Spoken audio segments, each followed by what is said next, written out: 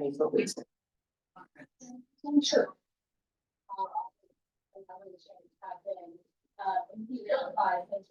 Policies, if they have, feel like we're still on target, not an arrest that we like in those sanctuary areas. Well, the lack of information sharing is hard. I would say anybody who serves in law enforcement would say they're used to partners. They're used to being able to call up a local law enforcement officer, a sheriff, a highway patrol officer and say, hey, do you have any information on this individual that is a murderer that's been cited in your city? That's not happening in Illinois. And when we're calling on those most dangerous individuals, when they're being released from your prisons, they're not even letting us know, not honoring our detainers. When we lodge a detainer against someone, it's when you let that person out of jail who's been paying the consequences, let us know so that we can pick them up and get them out of the country.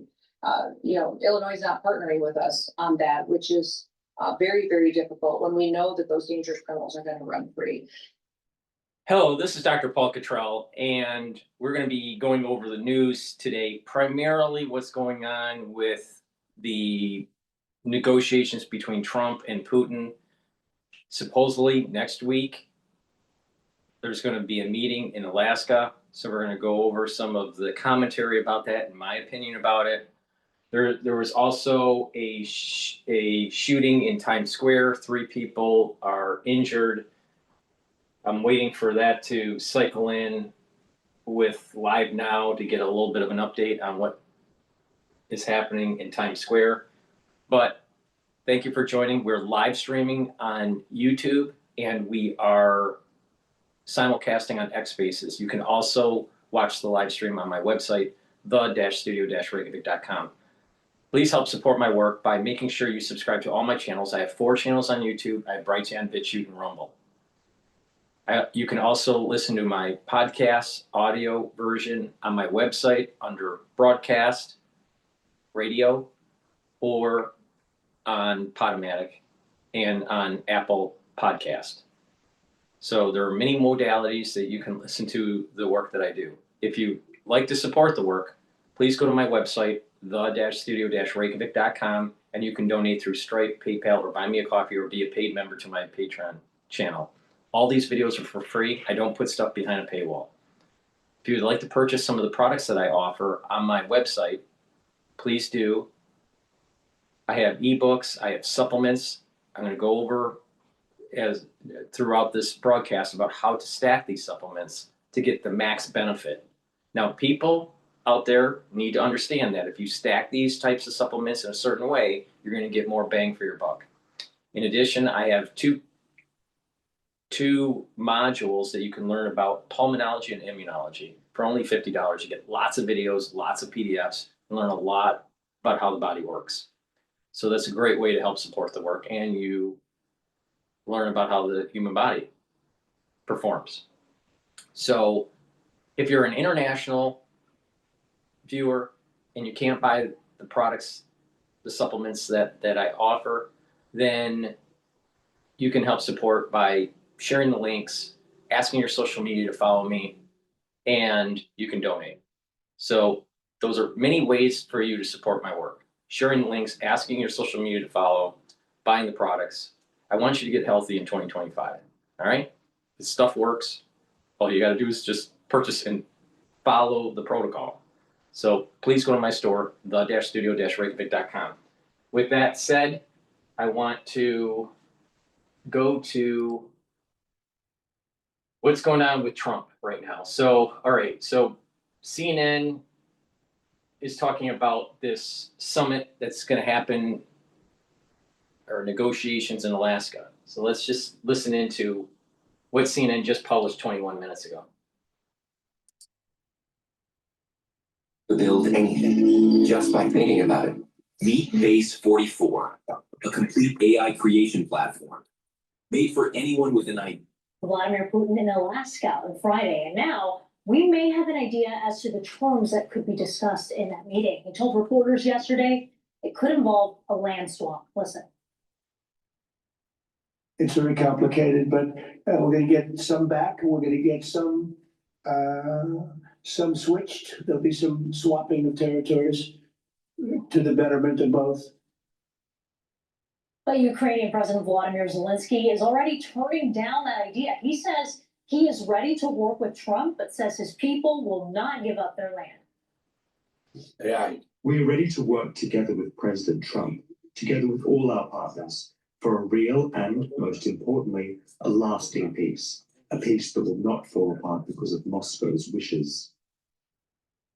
CNN's Nick Payton-Walsh joins us now from Kyiv. Nick, is any deal that involves a trading of territories even possible here? Yeah, I mean, it depends really what Ukraine can expect to get back from this. And it's always been a red line for President Zelensky to not cede territory to Russia without Russia forcibly occupying it. Obviously, Ukraine was invaded, and so for the thousands of Ukrainians who have died, their families, the public sentiment here, simply giving Russia land in exchange for a ceasefire, no matter how long that may last, is politically toxic as an idea, and also unwise, frankly, given that Russia has a history of violating the ceasefires it's agreed to. How a land swap would even work, I struggle to think what it is that Russia currently occupies that it would be willing to give back to Ukraine. There are slivers of land north of Sumy, to the east of Kharkiv, northeast of Kharkiv, which are occupied by Russia in the border areas, Putin calling them a buffer zone. Maybe they could pull out of those areas, but they're comparatively tiny to the huge swathes of land that appear to be in Russia's sights that it wants Kiev to just give to them without a fight. That would include two towns in the Donetsk region, Pokrovsk and Konstantinivka, that are close to being encircled by Russia's summer offensive. Still some way off, but they're closing the net there certainly. And then other towns north of that, Kramatorsk, Slovyansk, Dobropilya, under pressure, but also too heavily full of Ukrainian civilians at this time. So you're essentially asking Zelensky to agree to a frankly horrific moment for Ukraine, where tens of thousands of civilians and soldiers would have to up sticks from these towns and move out to hand them over to the Russians without a fight. Politically impalatable, frankly. So yes, this is going to be a very complex move, if indeed the Donetsk and Luhansk regions are all that Russia actually says it wants. There may be wider demands, indeed. The maximalist position of Putin has been to demilitarize, what he called denazify Ukraine. It's playing to a false narrative of far-right extremists being involved in the government here. And then also large areas of Kherson and Zaporizhia regions he appears to also want too. So it's important to remember that what we're seeing in Alaska on Friday is a Russian president getting a formal invitation to come to the United States, Putin's first visit in a decade, the first president of Russia to visit Alaska, bought from Russia by the United States in 1867, and indeed their terms, it seems, being discussed prior to this particular meeting. Ukraine out of the picture, and the concern, I think, being that we will now have some kind of deal hatched between Washington and Moscow that ends up being presented here to Kiev with the sort of ultimate past months of threats hanging over. Nick Payton-Walsh in Kyiv with that context. Thank you very much. Joining me now for analysis is CNN contributor and former CNN Moscow bureau chief, Jill Doherty. Jill, good morning. Thank you for being with us. Let's start with the significance of this meeting happening on American soil. We were talking about, or at least the Russians, a specific quote from Putin was that the UAE would have been perfect. We knew Europe likely wasn't going to be a point of meeting because of the threat that Putin faces from the ICC. But were you surprised at all to know that this was happening in Alaska, American soil? Yes, definitely. Just the mere fact that We're going to pause the CNN and we're going to go to live now about the Times Square shooting that took place last night. Police, though, the 17-year-old suspect is now in custody. Charges, though, have not been pressed at this hour. It has not been made public by police. Now, we've been continuing to keep a very close eye on the New York Police Department social media sites and also New York City Mayor Eric Adams' social media pages. Right now, they don't have any update. But the very latest is there are 3 victims after an early morning shooting in Times Square. 3 people, an 18-year-old female, a 19-year-old male, and a 65-year-old man all taken to the hospital. A 17-year-old suspect now in custody. Police have not yet identified the suspect or the victims, also did not divulge the nature of any relationship between them, and no known motive at this hour. We are going to make sure that we stay on top of it and, of course, bring you any updates should they happen, as we are continuing to follow very closely the New York Police Department's social media pages and, of course, our Fox 5 New York team there as well. We now transition to some developing story this morning, and that takes us out to Atlanta, Georgia, where we now know the name of the officer killed in the Emory University active shooter situation yesterday. The very latest from our Fox 5 Atlanta team. Now, there just seems to have been in the last week, or maybe a little bit more, many of these kinds of shootings. You know, it's starting at, let's say, when that shooter drove across the country and went to New York and tried to find some of the executives for the NFL, and he ended up shooting an executive from BlackRock or Blackstone. Is it BlackRock or Blackstone? I think it's Blackstone. And you know, you have the Emory issue, you have the New York, you have Times Square issue, you know, so it just seems like there's a lot of these. Oh, you have the military base that happened just a couple days ago. What's going on here? I mean, I have a hard time believing that it's just all random events. It's just like there's something unraveling in society here, all right, that's causing more disruption, more chaos, more anxiety. You know, is it all these vectors of maybe financial stress, maybe job prospects because of AI? There's a boiling of society that's taking place that's leading to more of these catastrophic events that are taking place right now. Okay, so let's transition back to CNN, them talking about Alaska being the summit for the peace agreement. American president is inviting the Russian president onto U.S. soil. And remember, even though the U.S. doesn't recognize the International Criminal Court, really the United States has up to this point isolated Russia, isolated Putin. And then, you know, I think it is a very big deal to say, welcome to Alaska. And then, as Nick mentioned, you know, there's a lot of history here that Alaska used to be part of Russia until the United States bought it.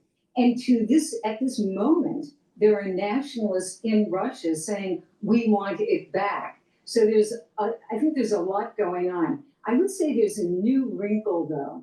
The Russians now are saying that maybe because all of this is so complicated, we need a second summit. Now, the first one hasn't even taken place. Now they're talking about another one in Moscow. And they're also talking about what I would say is kind of luring President Trump with the idea that the Arctic. Now, remember what I said about Trump, and I said this a long time ago, years ago, all right? Trump has a soul root that is similar to George Washington, similar to JFK, and also to Reagan, all right? He's not 100% of any one of them, but there are elements of Trump that you can see that Reagan had, or JFK had, or Washington had, George Washington. So in terms of going back to the whole Cold War and the negotiations with Reagan and Gorbachev, this is like, you know, Back to the Future kind of thing that's going on here. Very, very, very reminiscent of Reykjavik and Gorbachev with Reagan. Of course, up near Alaska, that the Arctic is a place that could be developed and there could be all sorts of deals. So I think Putin is now pretty skillfully trying to raise that idea that, yeah, you know, relationship back on track, we can work together, we can have deals, etc. It's a really an amazingly complex and fascinating moment. Yeah, you couldn't miss the number of times that the Russian side mentioned the Arctic in their statement, clearly giving their hand here as to what negotiations will go with, what subjects they'll be bringing up. Let me ask you this. Now, Trump said that a potential peace deal would include swapping of territories between Russia and Ukraine. We've heard Zelensky say, no way, we are not giving up land. That's a whole separate question. But what would that mean if the U.S. officially recognizes territory that Russia conquered from a sovereign nation by force? Well, it would mean that the United States is saying that it is okay to take some other country's land, invade them, take them over, and it will be recognized legally.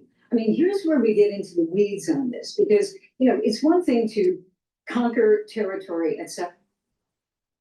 Might makes right, and war, if you can take land in a war and maintain it, and you have negotiating pieces for allowing the international community to accept it, and you get integrated into the economy again, then it basically just happened. All right. Chunks of Ukraine are going to be going to Russia. That's a foregone conclusion. Now the question is, which chunks of Ukraine?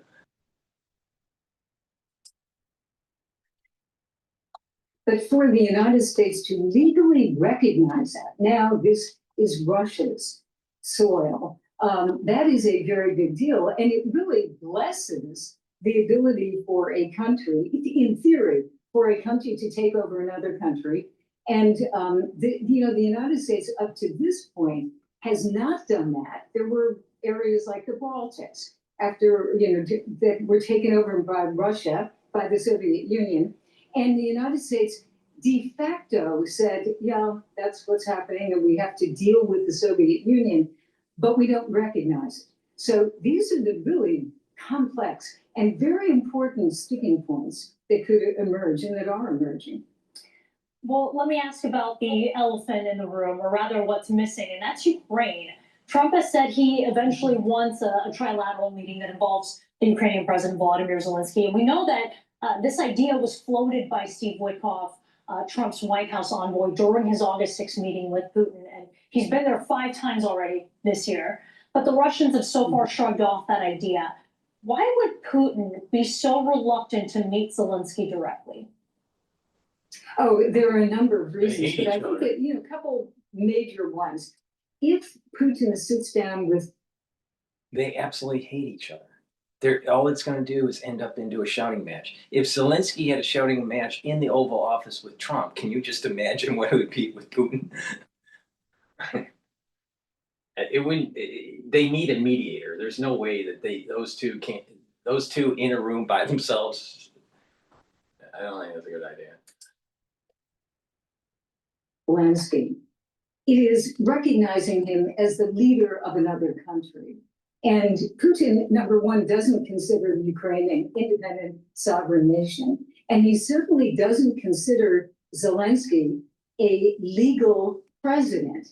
And the Russians explain that by saying, he's been in power even after he was supposed to leave power, because he has never been re-elected. Now, according to the Constitution and according to what's happening in Ukraine, they have martial law right now. So according to martial law, you can't have an election. But so the Russians are saying he's not even legitimate. And I think also it's just the desire by Putin to leave Zelensky kind of hanging there as this rogue figure, because in the future, if this goes the way Putin wants, he wants to replace Zelensky with a Russia-friendly leader. That's all part of what Putin is looking at in the not-so-distant future. Jill Doherty, a complicated topic that you simplify for our audience. Appreciate your time as always. Thanks, Isabel. Thanks. Please go to my store, the-studio-reykjavik.com, and help support the work that I do. All these videos are for free. And I want you to get those supplements, stack them away I'm telling you to, so you can get healthy in 2025 and in 2026, 2027. It's really important to improve your health. And if everyone's doing that in the United States, if everyone is looking in the mirror and saying, what can they do to improve their health? And they take charge of their health and wellness, then healthcare costs will go down. That's the most effective way to bring down healthcare costs in the United States, is for people to take charge of their own health and to do early screenings and to catch issues early. So a great supplement to get is Myotrol. Myotrol is great for individuals that are 40 years of age or older. Myotrol helps with the gene expression to build muscle and to maintain muscle and to help with the mitochondrial health, so you have the ATP to build that muscle and to maintain that muscle. Most people, when they get into their 40s, start to atrophy, males and females. So this supplement will help you to build muscle. Do some resistance training. You don't have to be a bodybuilder, but do some resistance training, take Myotrol, and you will be gaining muscle. This stacks really well with Gladiator Barley and also Boomer Boost. Myotrol has polyphenols, lignans, and flavonoids to help with the gene expression to help build that muscle and to maintain that muscle. Atrophy is a major problem when you are in your 40s. And if you don't try to reverse it, it's going to cause problems later in your geriatric years. So it's really important to take Myotrol. Now, if you're an athlete, younger or older, you will benefit from Myotrol, especially if you stack it with Gladiator Barley and Boomer Boost. And you use that as your pre-workout and your post-workout fueling. Another great supplement that I have that's dual purpose is olive leaf extract. Olive leaf extract helps to boost up your immune system, and olive leaf extract helps to improve your cardiovascular health. Now, it brings down inflammation, and it helps to bring down LDL levels and increase your HDL levels, so you're improving your total cholesterol. When you do that, you're reducing the chances of plaque buildup, because plaque buildup is based on inflammation, free radicals that are oxidizing LDL. Those macrophages eat those oxidized LDL and then turns into a foam cell and then creates plaque. Well, if you can reduce that inflammation and reduce the actual poor cholesterol, the bad cholesterol, you're reducing the chances of oxidized LDL and reducing the chances of plaque buildup. Very important. So please go to my store and get the olive leaf extract. Another great supplement that I have is Clarity Factor. Clarity Factor helps to get rid of that brain fog, and it helps to support memory. Now, by taking Clarity Factor, you're going to be able to concentrate on tasks at work or at school, or even if you're retired and you need to allow you to concentrate. What it does over time is it's going to help to improve the dendritic connections between neurons. And the more dendritic connections that you have, the faster you're going to think, the better your memory will be. Drink it with filtered water, take it every day, and you're going to be improving that neuroplasticity. Your memory is going to improve, and you're going to be able to concentrate. Super important supplement to take. And last, vitamin B complex. If you're 40 years of age or older, you need to rev up that metabolism, because normally what happens when for males and females, your metabolism starts to wane. And when that happens is that your mitochondrial health starts to decline. You start to increase your free radicals, more stress in the cell starts to happen, tissues start to degrade, your neurons start to be less robust, the myelin sheath starts to degrade, that neuroplasticity turns negative, where you have less connections, you have less dendritic connections. So what you want to do is you want to reverse that in the aging process. So you want to rev up that metabolism. You want to increase those energy levels. You want to improve the health of those neurons. That mitochondrial health is super important. Bring down those free radicals. Now, with vitamin B complex, the first 4 B vitamins helps with the electron transport chain within the mitochondria. The mitochondria is the major energy source for your cell. It'll build up those ATP levels that you need. So if you have healthy mitochondria like you were in your 20s, then your body is going to perform better because it'll have more energy. So vitamin B complex, super important. It revs up that cellular metabolism. And the B12 vitamin helps to protect your neurons.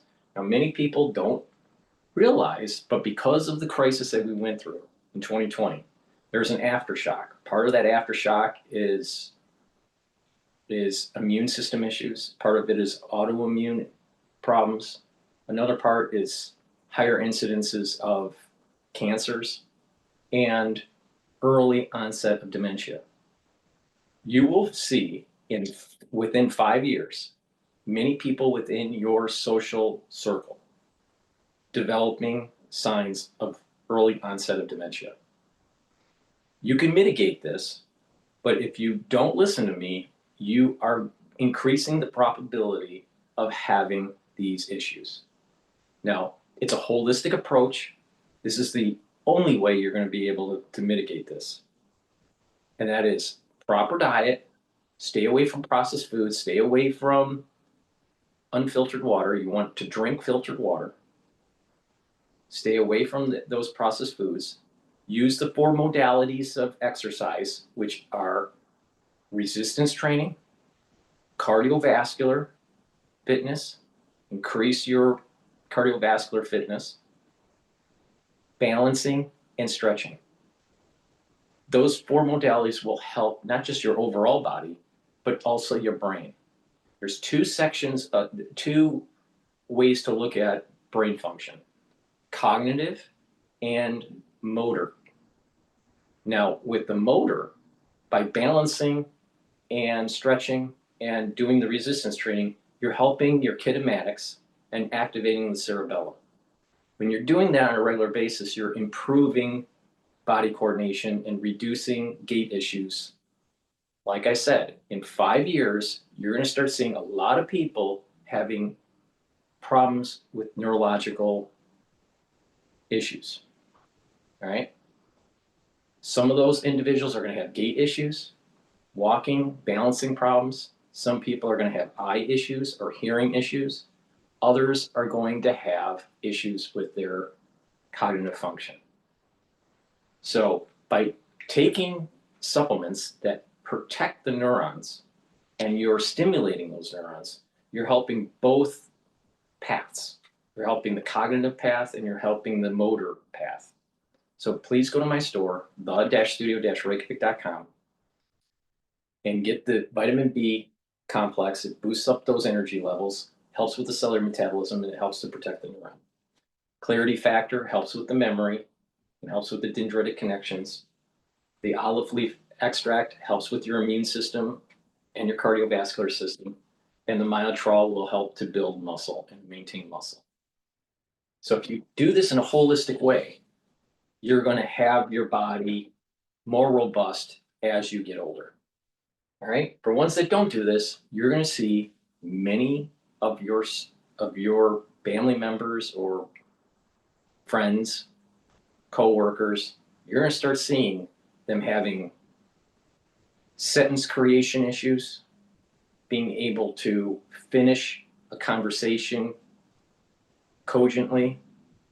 You're going to start seeing that individuals are going to have stuttering problems, gait issues. So beware. Early onset of dementia is coming. It's coming. It's already here, actually. But some people haven't really seen it yet in their little social network. But if you have a larger social network, you have a larger network of people or coworkers, you're starting to see it already. All right, with that, please go to my store, the-studio-reykjavik.com. Get the supplements, use discount 5. You get $5 off any order. And if you spend $100 or more, I give you a free gift. Let's listen to Sky News here. If I disappeared for 3 months, nobody would notice. My AI employees would keep posting, emailing, and selling. You think I'm lucky? I'm not. I'm just sick and tired of So Mark, a very good afternoon. Let's start, if we can, on Ukraine. What's your sense here of what President Trump is trying to achieve in regards to this meeting with Vladimir Putin next week? I mean, he wants to bring the war to an end. Do you think he's expecting to be able to do that next week? No. Well, I think he would like to actually be able to announce a deal next Friday and say, look, I've agreed how to end this war, and then present that. Putin is playing Trump. Now, it would be wonderful if there was going to be some sort of peace. But Putin is going to go along with Trump to a certain extent. And Putin knows that Zelensky is going to have a shit fit because he doesn't want to give up any land.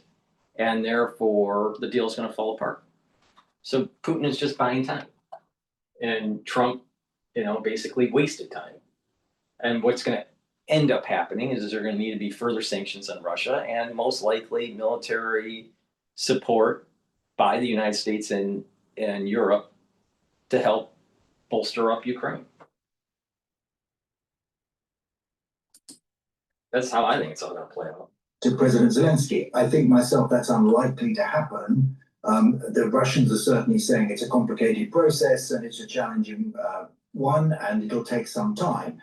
And I'm sure that is absolutely correct, because the worst thing for Ukraine certainly would be some down and dirty deal between Trump and Putin that is then presented to Zelensky as a fait accompli. Isn't what President Putin is trying to do here is, yes, get a form of legitimacy with the meeting in Alaska, but do what he's, let's be honest about this, done quite successfully so far this year since President Trump got into the office, and it's just to buy himself more time to drag this process out. Absolutely. I mean, the Russians have strung Steve Witkoff and Donald Trump along for 7 months very successfully while they prosecute the war on the battlefield. And I'm sure the Russians see this meeting as, in a sense, a reward for them, because they'll want to talk not just about Ukraine, but also about the bilateral relations, economic potential, the frozen north, etc. And will present this as a sort of end of Putin's isolation in the West. So for them, the meeting is already a success. They will want to string it along. They'll probably maintain their maximalist demands as long as they can. And it'll be interesting to see how President Trump responds to that. And so Mark, what's interesting today also is we've had that phone call between President Zelensky and Sir Keir Starmer in the last couple of hours. And it's pretty clear, not just that effectively Ukraine doesn't want to be cut out of any deal, but that Europe wants to be part of this process too and is trying to make itself relevant. Absolutely. And there's going to be a meeting, I think, of national security advisors, and they will be working up a message together with the Americans to make sure that this meeting on Friday isn't what we all fear, which is isolating Zelensky and then blaming Zelensky for not accepting an unacceptable deal that struck between Putin and Trump. Because although Trump is already talking about land swaps, well, that's a real problem for Zelensky because it's unconstitutional to give away land in the first place. And also, of course, Ukraine does not occupy any Russian land at the moment. So really, the land swaps are rewarding Putin for his aggression. And also, there's the bigger question in some ways in the longer term is how is any ceasefire that's announced going to be sustainable without proper security guarantees for Ukraine going forward? And those proper security guarantees have got to include NATO and the United States. I always find it interesting when you're watching the news, the serendipitousness of certain events. So Israel taking over Gaza City and Putin creating the environment of keeping the land that he took over during the war. So there's always, I've been saying that there's a connection between, not necessarily geopolitical, but more spiritual or metaphysical. Maybe metaphysical is the better term, between what's going on in Ukraine and the Ukrainian war and what's going on with Israel and the Palestinian conflict. They're together. There's a metaphysical connection between the two. And so far, the Americans haven't shown any willingness to offer those guarantees to Zelensky. But just on trying to remain relevant, and these talks are going to be hosted by JD Vance and indeed by David Lammy. But at the end of the day, does that really matter when we know ultimately it'll be down to what Donald Trump wants to do in any given moment? Well, of course, that is true, Darren, but we do have influence with the Americans. And when we're talking together with the Europeans as well, that has some impact. As you've seen, Keir Starmer's getting on pretty well with Donald Trump, and you've had the JD Vance, the David Lammy sort of bromance going on as well. So, we are close allies of America, and they do respect our views. So I don't want to suggest we don't have any influence. The difficulty is that we know that President Trump is inclined to sort of listen to the last person he spoke to, and if he's isolated with President Putin in Alaska, there is a risk that President Putin will roll him over. Yeah, maybe he needs to bring Melania along as well. We're told that she's pretty influential there these days. So can we just turn also to obviously the other big story this week, and that is Gaza and Israel. And interestingly, a real divergence, I would now suggest, between Germany, France, the UK, and its ally Israel. Yes, I think the Western allies, including Germany, who, let's bear in mind, Germany didn't go along with Britain, France, and Canada in saying that they wanted to recognize a Palestinian state. They've always been very stalwart supporters of Israel. They're the second largest defense suppliers to Israel, for obvious historical reasons. And so for them to join in this condemnation or criticism of what is being announced by the Security Cabinet, I think is very significant. It just emphasizes the fact what a big military and political gamble this is on the part of Netanyahu. And that's the question, I suppose. Is it a gamble, though? Because isn't the calculation, clearly he wants to remain in power. I mean, I think his political opponents in Israel would certainly accuse him of that, but some of his political allies would as well. But ultimately, again, it comes back to Donald Trump. And as long as America's provided and willing to provide that support, does it really matter to Mr. Netanyahu what the UK, Germany, France and others think? Probably not. Well, at the end of the day, probably not, but it is a massive political gamble on his part because, already nearly 1,000 IDF soldiers have died in this campaign, and a lot more will probably die if they try this sort of urban warfare in Gaza City to eradicate the remains of the Hamas fighters, not to mention the chances that a lot of the hostages that are still alive, the 20 or so, will probably not survive. We shouldn't forget that of the 150 hostages so far released, only 8 were released through military action. All the others were released as a result of a ceasefire and a swap. And that's what the families of the hostages are most worried about. So there's a big military gamble there, but there's a huge political gamble because a majority of Israeli public opinion believes that the best way forward is a ceasefire deal, not intensified military action. So I think there's a lot at stake for Netanyahu, not just the condemnation by traditional allies around the world. Just very funny on that, Tamar. I mean, we seem further away from a deal than ever before. The Israelis are saying, and the Americans accused Hamas of simply not wanting one. Where is the pathway now, do you think, for a political deal? Many have suggested, by the way, of course, the announcement of this incursion into, or this occupation of Gaza is actually essentially a tactic by the Israelis to try and force Hamas back around the table again. Yes, it might be that, and the fact that it's quite a long, drawn-out process. They're talking about evacuation up to the symbolic date of October the 7th, before any military action starts, does suggest that they're giving Hamas a last opportunity to come to the table. Indeed, that's what some of the right-wing members of Netanyahu's cabinet are concerned about, like Smotrich and his party. So that might be a tactic, and it might be successful. But I have to say, I find it difficult to see how this will end well in either way, because Hamas are not going to agree to give up the hostages when they know that as soon as they do, the Israeli full military might will be imposed upon them. And so a further chance of having a peaceful resolution seems to me to be very remote indeed. And all the time, the sort of prospect of a two-state solution disappears over the horizon. So I can't say that I'm optimistic about a sustainable peace in the Middle East region. Okay, so Mark, we really appreciate your time, and All right, we're going to be going to a video about the military industrial complex for the United States by Al Jazeera. I haven't seen the video, so it'll be interesting to watch. And it probably couples well with what's going on with the United States and their stance with the Middle East and their stance with Europe. For the ones that don't know, on my website, I have many different supplements. I have lots of different supplements. You can buy the supplements individually, or you can buy them through the anti-aging boxes that I have in the longevity boxes. I have two types. I have the anti-aging boxes and the longevity boxes. The anti-aging and the longevity boxes are priced at a discount.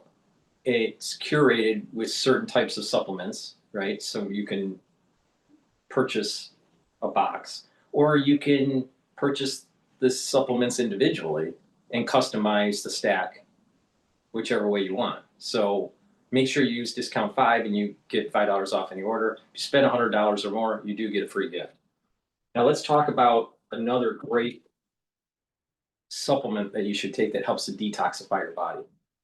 Zeolite. Zeolite is a great way to get rid of heavy metals, toxins, and chemicals, including forever chemicals. All right, the PFAS.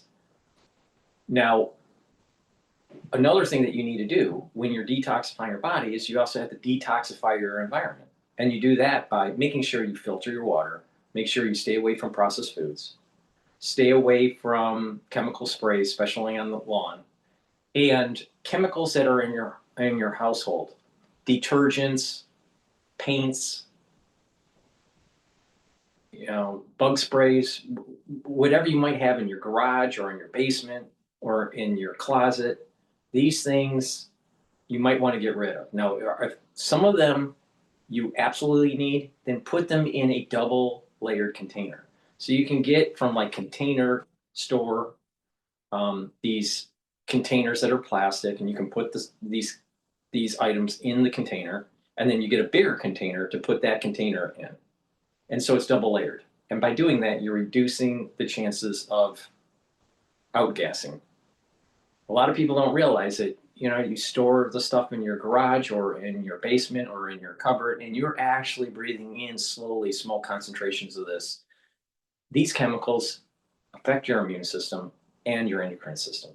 So you want to detoxify your environment, but you also want to detoxify your body. Now, to detoxify your body, taking the zeolite every day, use 3 small drops underneath your tongue and drink the filtered water. Now, what it'll do is it'll bind to the heavy metals, toxins, and chemicals, including the forever chemicals. And what will happen is that it'll allow you to urinate them out within 6 to 8 hours. You detoxify your body on a regular basis and you reduce the ingestion of these chemicals. Over time, what's going to happen is your body is going to go into homeostasis. And your immune system will be more robust, your endocrine system will be more robust, and you'll age slower. And your body will just be more robust if you come in contact with something where your body has to fight. So taking zeolite every day is what I recommend. Now, some people prefer a heavier detox. To do that, you take 10 small drops underneath your tongue, drink the filtered water, do that every day until the bottle is done, and do that once or twice a year. But it's better to just clean your environment, do a maintenance detox, and you're covering the whole range of the year. So please go to my store and get the zeolite. Detoxify your body. And a great supplement to help with your brain function is taking magnesium and zinc. But magnesium and zinc also helps with your immune system. So this is a dual purpose supplement. It's going to help with your immune system and your brain function. Now, like I said, a lot of people are going to have this issue with early onset of dementia if you don't pay attention.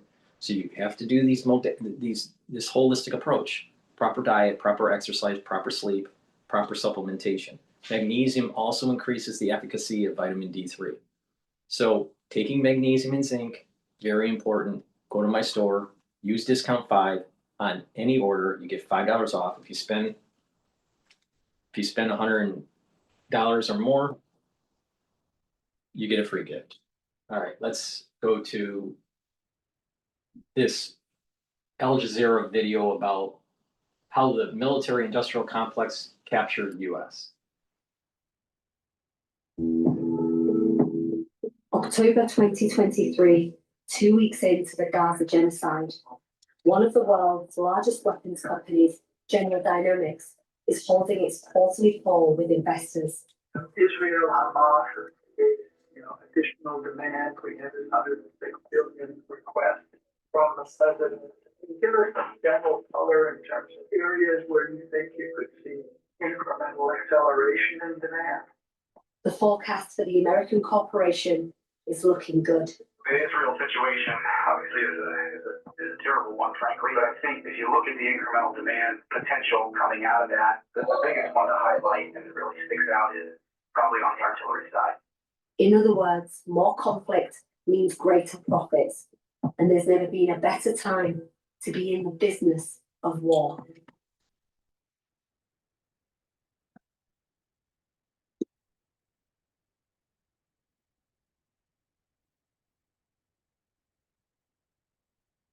Around the globe, conflict is on the rise, and the weapons fueling it are deadlier and more destructive than ever. Over the past 10 years, I've reported on how these tools of war destroy lives and communities. Arms companies say they're merely responding to a surging demand for their products, but that's not the full story. In this episode, the US weapons industry, the largest of them all, in Gaza and beyond, what impact is it having on our world? Since October 7th, the United States has sent all types of military aid to Israel, and bunker buster bombs have been a substantial portion of US military aid. And we know that Israel has used these to decimate Gaza. One is the BLU-109, which is manufactured by General Dynamics. These bombs are designed to explode after they penetrate hardened targets, like underground facilities or fortified concrete buildings. And so Israel has used bunker buster bombs to destroy residential areas by hitting concrete buildings from the top all the way to the foundation of the building. Weighing 2,000 pounds, the BLU-109 and its sister weapon, the Mark 84, are some of the largest bombs on the market. Since the bombing started, the US has sent to Israel more than 15,000 of them. Their explosive power means they can kill people hundreds of meters from the point of impact. In Gaza, one of the most densely populated places on Earth, Israel has repeatedly used 2,000-pound bombs in areas that it forced civilians to move to, like the tent encampment in El Mawasi in 2024, and on medical facilities like the European Hospital in May 2025.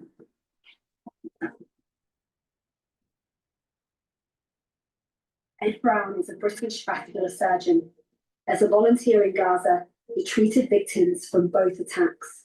The attacks on Al Mawasi and European Hospital distinguished by the huge volume of casualties, but also by the severity of the injuries. Anyone within the blast radius of an airstrike like this is at risk of death from both the force of the explosion, which can cause very severe internal injuries and external injuries. Of course, civilians to be thrown long distances, to have limbs ripped off, to have severe internal injuries which could cause instant death. And then, as well as the initial blast, anything nearby gets sucked through what's called the blast wind. Masonry, glass, dirt gets picked up and causes severe injuries to the body.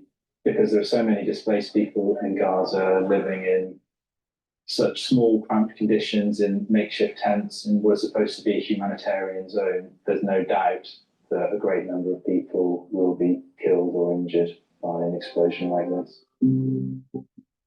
For all the devastation US weapons have caused in Gaza, in the context of the US war industry, they're a drop in the ocean. More than 40% of all weapons sold worldwide come from US companies. That trade is dominated by the so-called Big Five US firms, which are also the 5 largest in the world. Since the start of the conflicts in Gaza and Ukraine, their revenues have soared, but selling weapons overseas is only part of their business. At home, they enjoy an almost guaranteed windfall every year, from a US military budget worth roughly $1 trillion, more than half of Washington's entire federal budget. In US politics, money means influence, and warnings of the war industry's potential to corrupt American democracy go back decades. In 1961, Republican President Dwight Eisenhower used his farewell address to alert his fellow citizens of this new danger and coined a new phrase to describe it: the military-industrial complex. We must guard against the acquisition of unwarranted influence, whether sought or unsought, by the military-industrial complex. The potential for the disastrous rise of misplaced power exists and will persist. We must never let the weight of this combination endanger our liberties or democratic processes. When he delivered his remarks, it was the first time that the U.S. had decided on, after war, to not demobilize. It drew down troops slightly after the Korean War, but it kept its war industry going, kept its arms industry going.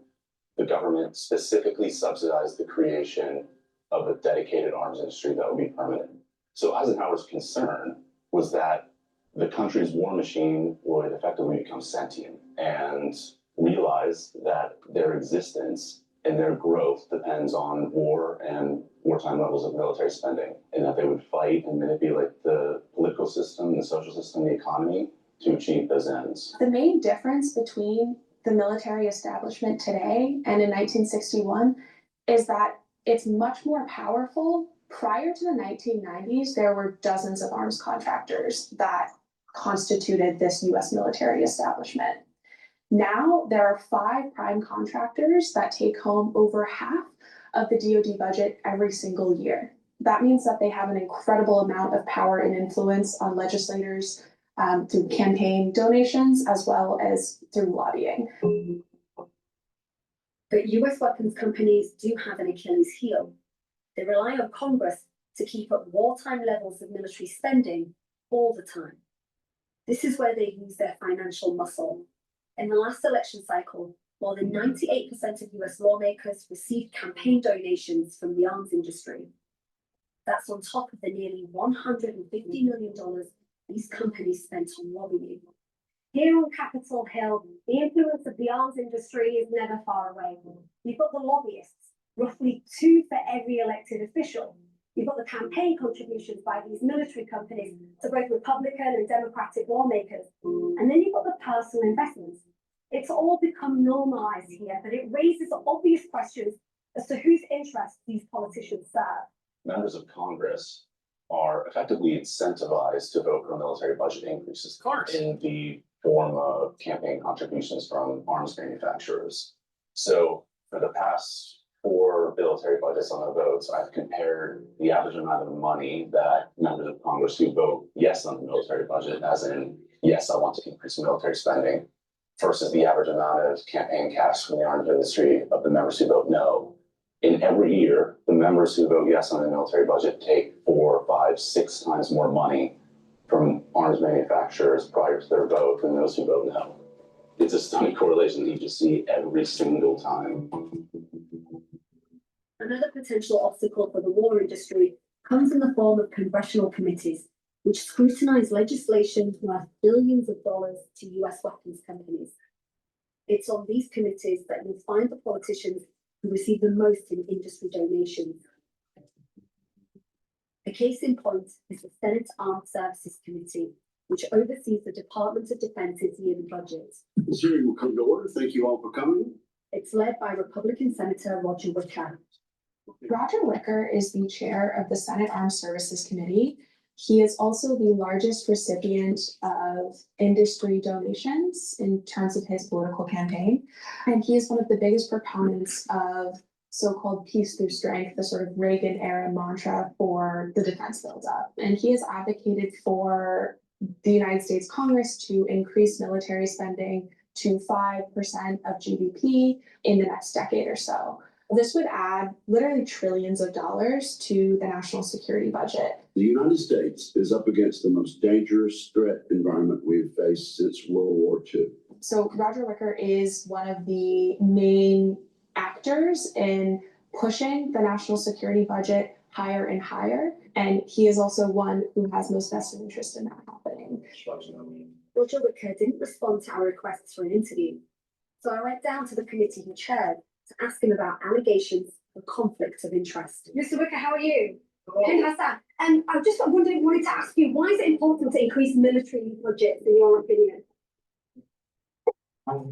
Released an entire paper about that. Yeah, I read it actually, but my main question was to ask you, considering you've had hundreds of thousands of dollars of donations from military companies, do you not see that as conflict of interest being in a committee like this, sir? I have more luck with Democratic Senator Tim Kaine. He sits on the same committee as Roger Wicker and is the second largest recipient of arms industry campaign donations in the US Senate. Do you think there's a conflict of interest? The donations into your campaign. Do you think there's a conflict? Is not me But is there a conflict of interest there? No. But is there a conflict of interest at all? Because I get donations, I probably get donations from 150,000 donors running for the Senate. So can I not vote on anything that affects any of them? Voting for bills that benefit your donors is one thing. What makes it especially controversial is Tim Kaine's role on a committee with the power to influence those donors' profits. The other key body with that authority is the Senate Appropriations. Let me just interrupt so we can do an advertisement. But the military industrial complex is definitely part of the problem that we have in today's world. Definitely the problem. And it is fascinating if you actually sit and listen to the earnings calls of some of these defense contractors or weapons development manufacturers. It is fascinating to listen to. Now, what's important is that the graphic they were talking about where she said that the revenues are soaring. If you notice, she didn't show the actual revenues that were coming in with the 20-year war within the Middle East. I think she started it at 2021 and then showed it up to modern day. But the point I'm making is that when we had the war in the Middle East post 9/11, all right, the defense contractors were making boatloads of money. But as that was starting to wane down, these defense contractors were starting to lose money. Or not lose money, but make less money. Let's put it that way. Make less money. So it was important to understand the ramp up of the cash flows for the defense industry post 9/11 through the Bush era, Bush Jr. era, and then how they started to steadily decline over time. And when they started to steadily decline and then we left Afghanistan, all of a sudden we started a war in Ukraine. Now, the official historical fact is that Putin was the one that invaded Ukraine. But this rumbling of Ukraine with Russia started in 2014. It just so happened to just reach a crescendo, and with that led for more cash flows to go into the military industrial complex, right? So I wish that they showed the full arc of that 25-year, 9/11, the ramp up, the ramp down, and then an additional ramp up. And it's not just, of course, it's Al Jazeera. They're going to focus on just the Middle East. But this play with the military industrial complex are three different theaters. One theater is the European theater, the Middle Eastern theater, and then the ramp up in the Asian theater. But they're too focused on the Middle East section of this. But as those cash flows were starting to come down in the Middle East, it had to go back up for the European theater, for Boeing and Lockheed and General Dynamics. Which oversees all federal government spending. Its chair is Republican Senator Susan Collins. Crescendo. Now I finally got it out of my mouth. All right, please go to my store, the-studio-reykjavik.com, and get the turmeric. The turmeric helps to bring down inflammation. It's going to soak up free radicals. When you do that, it's going to help with your immune system and your cardiovascular system. Ashwagandha root controls the glucose levels and your cortisol levels. When you have high glucose levels and high cortisol levels, that's immunosuppressive and inflammatory.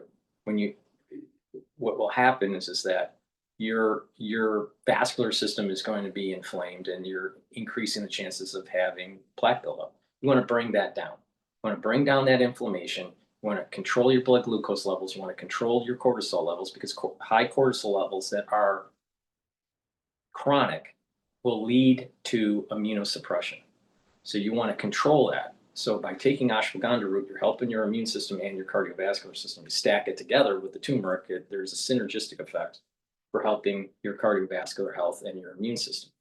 Lignans also soaks up free radicals. It's a powder. You mix it with soft foods or with filtered water. I mix it with soft foods. And by taking lignans, it's going to soak up free radicals. So you're bringing down stress. You're improving the health of your mitochondria. You're going to have more ATP. You're bringing down inflammation.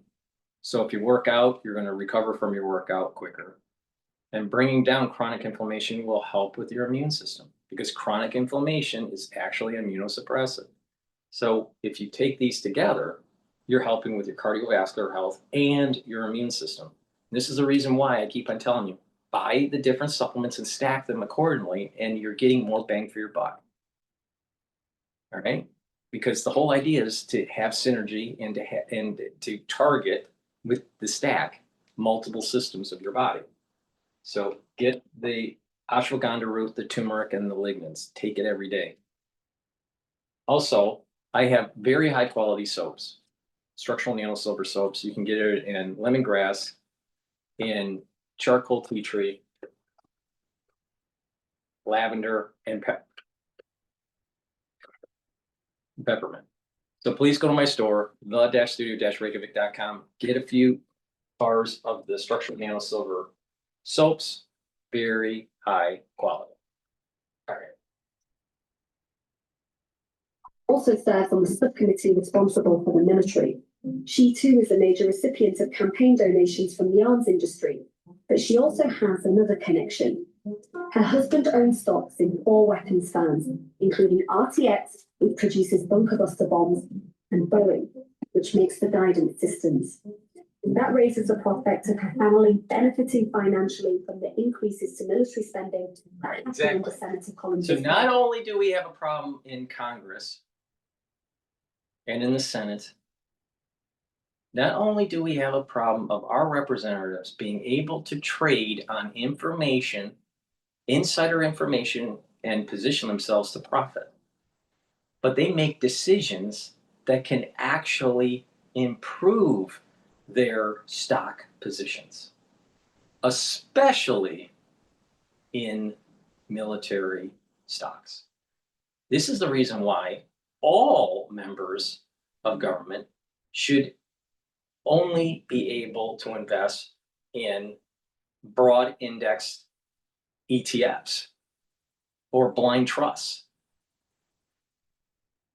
So therefore, their decisions are made for the overall benefit of the country and not their stock portfolio.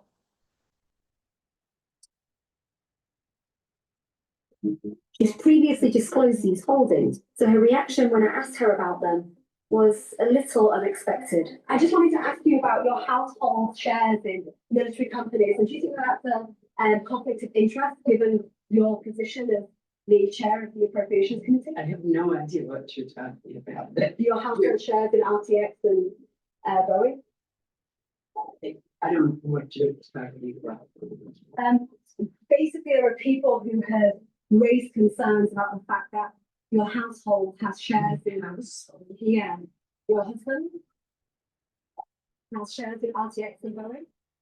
Is that not something that you know about? I truly don't know. No, I don't, but my husband's holding some. You don't know what your husband's holdings are in your household? It's been more reported. We have separated. It's been more reported. I don't understand. A spokesperson. So they play the game. Oh, we have separate accounts, so I don't know anything. Really? Really? What about Nancy Pelosi? Says her husband's investments are managed by an advisor. They are also legal. In fact, an estimated 37 lawmakers or their family members have traded stocks in weapons companies worth up to $113 million. It's one of several incentives for Congress to channel taxpayers' money the industry's way.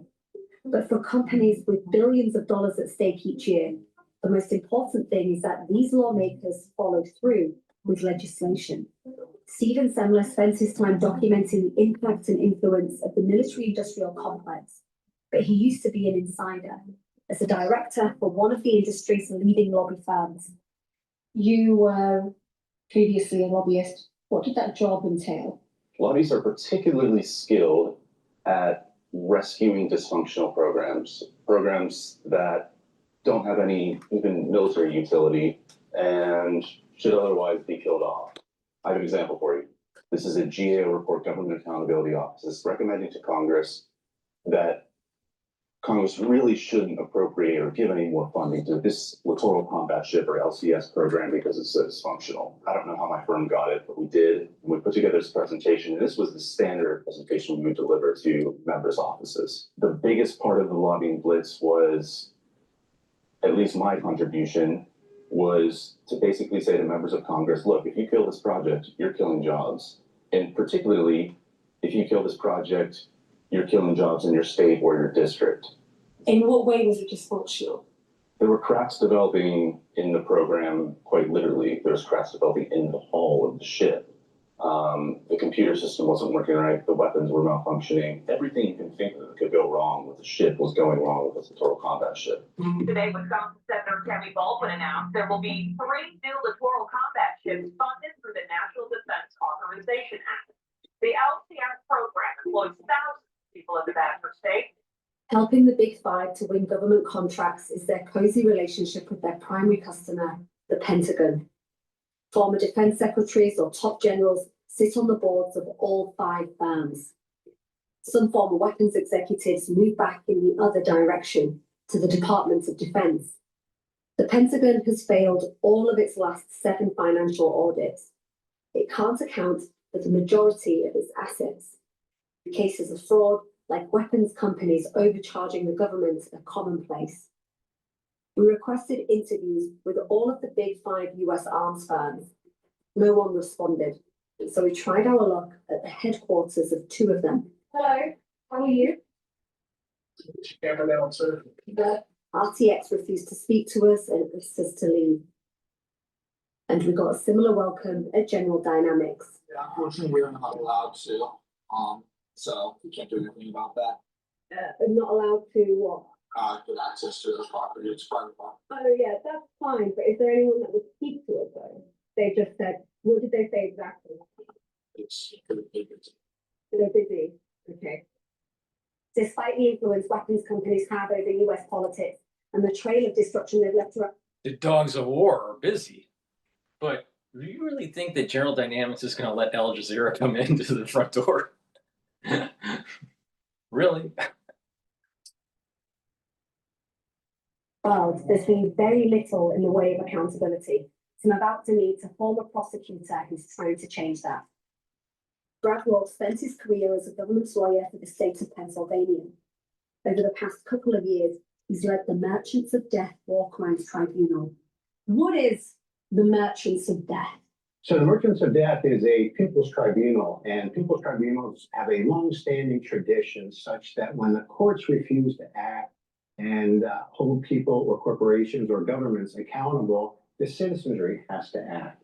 This tribunal was meant to hold accountable U.S. weapons manufacturers for knowingly producing products that kill innocent civilians in very large numbers across the globe. We interviewed international attorneys, we interviewed military officers, we interviewed award-winning journalists, we interviewed victims, we interviewed doctors, human rights workers, and put all the information together in video documents in order to present it to the judges, but also to present it to the public, because we wanted this to be an educational tool as well. And what did you conclude? So after 8 months of presenting evidence to our judges, the judges deliberated and they found the 4 defendants, Raytheon, Lockheed Martin, Boeing, and the drone maker General Atomics. Our 10 judges found them guilty of war crimes, crimes against humanity, and genocide as defined by the Rome Statute of the International Criminal Court. The companies, they say, we just make the weapons. We're not in charge of what happens with the weapons or who's dropping it or who's using it. How do you respond to that? Well, they're not just making the weapons. What they're doing is they are creating a narrative with their dollars. And that narrative is in the halls of Congress through lobbying. They're able to lobby individuals in the Pentagon. They're able to employ retired officers from the Pentagon, put them on their board of directors for large sums of money, and then have them go on television shows like CNN or MSNBC or Fox and tell the American public that it's necessary for military action, which of course means more contract for that weapons maker. All right, it's back on their heels. We have an opportunity to finish these guys once and for all for their malign and aggressive behavior and destabilizing the Middle East. So they create a narrative to sell products that they know are killing innocent people. There are some people who will say that at the end of the day, this tribunal doesn't have any legal jurisdiction. We've heard over and over again how powerful the military industrial complex is. Is there a way of holding it accountable within the legal framework that we have? Yes. There is a way to change this. The tribunal, the judges outlined a number of recommendations in their final verdict.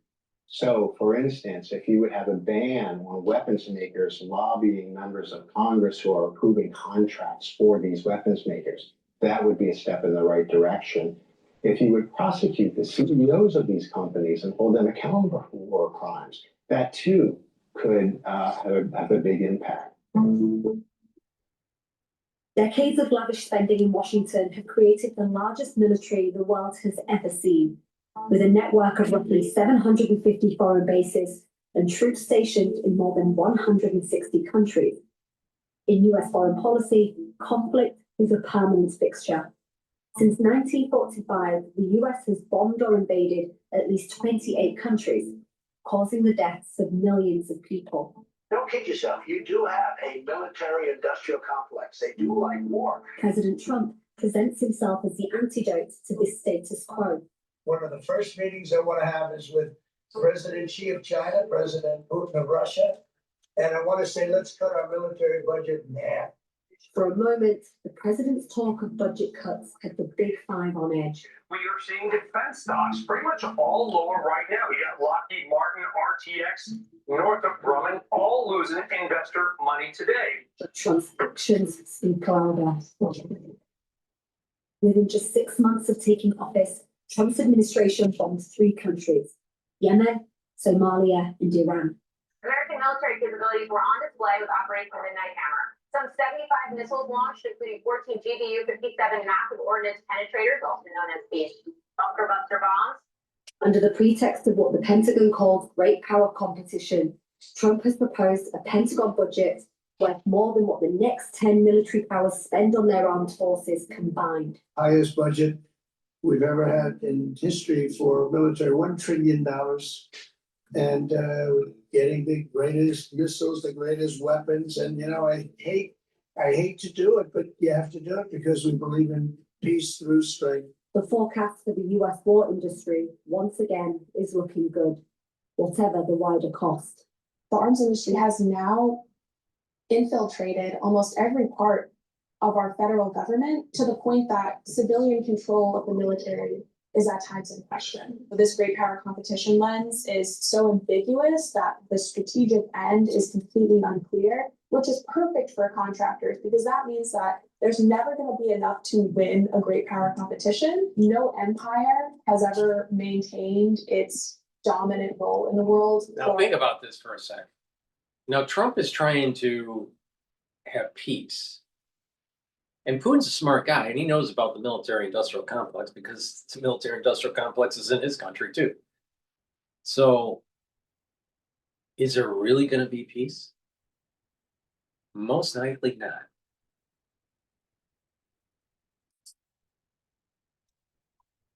We have seen that in history over and over again, yet the United States somehow thinks that it is special or different and that it will be able to maintain global dominance forever. And now the United States is poised to spend itself into oblivion in an attempt to maintain this global dominance. And that will come to the detriment of democracy, to the quality of life for Americans, and probably to the detriment of peace in the world.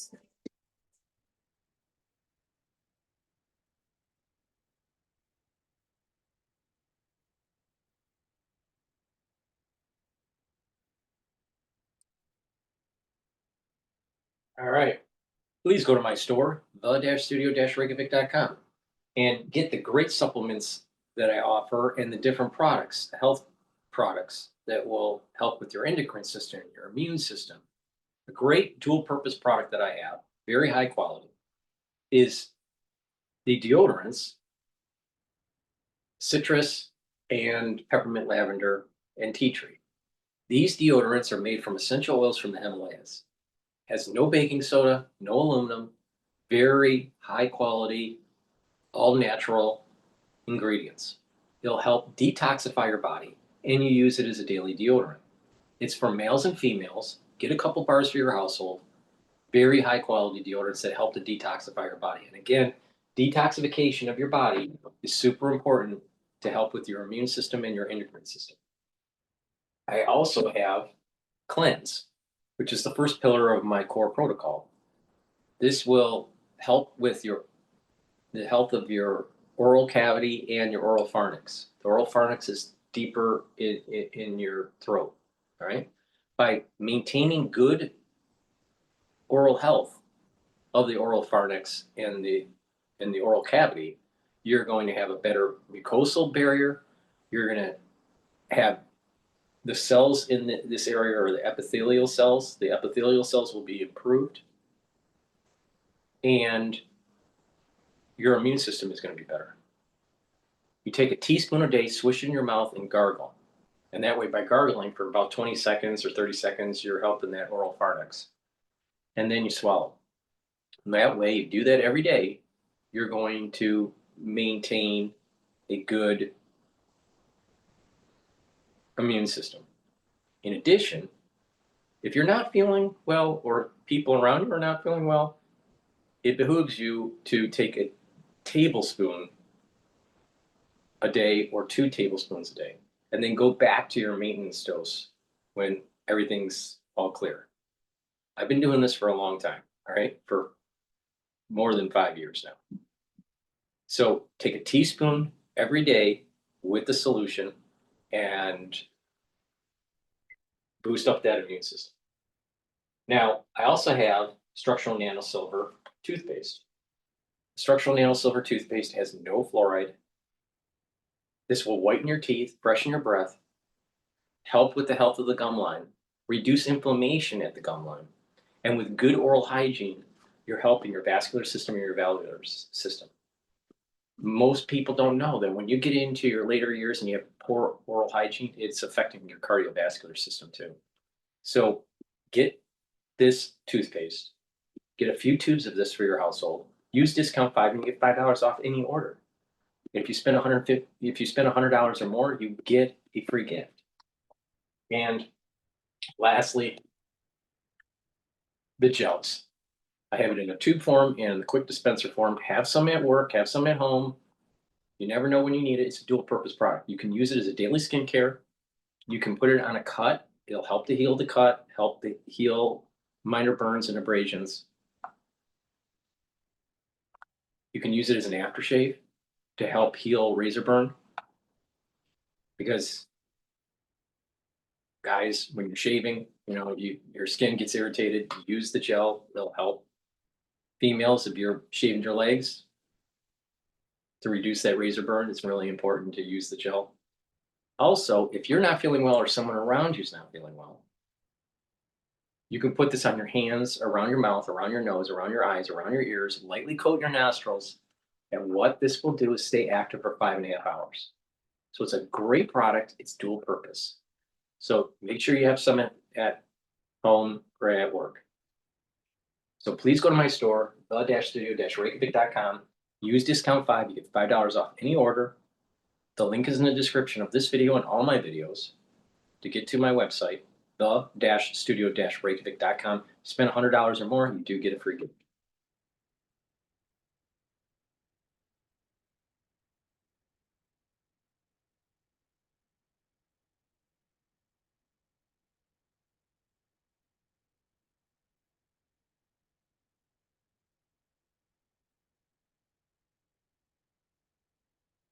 Let's listen in on, let's see here.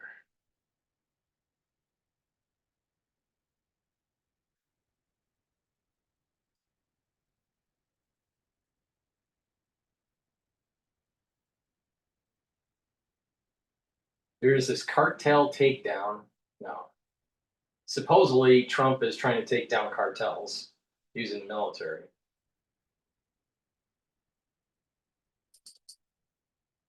Let's discuss. Imagine being able to build the tool you need just by thinking about it.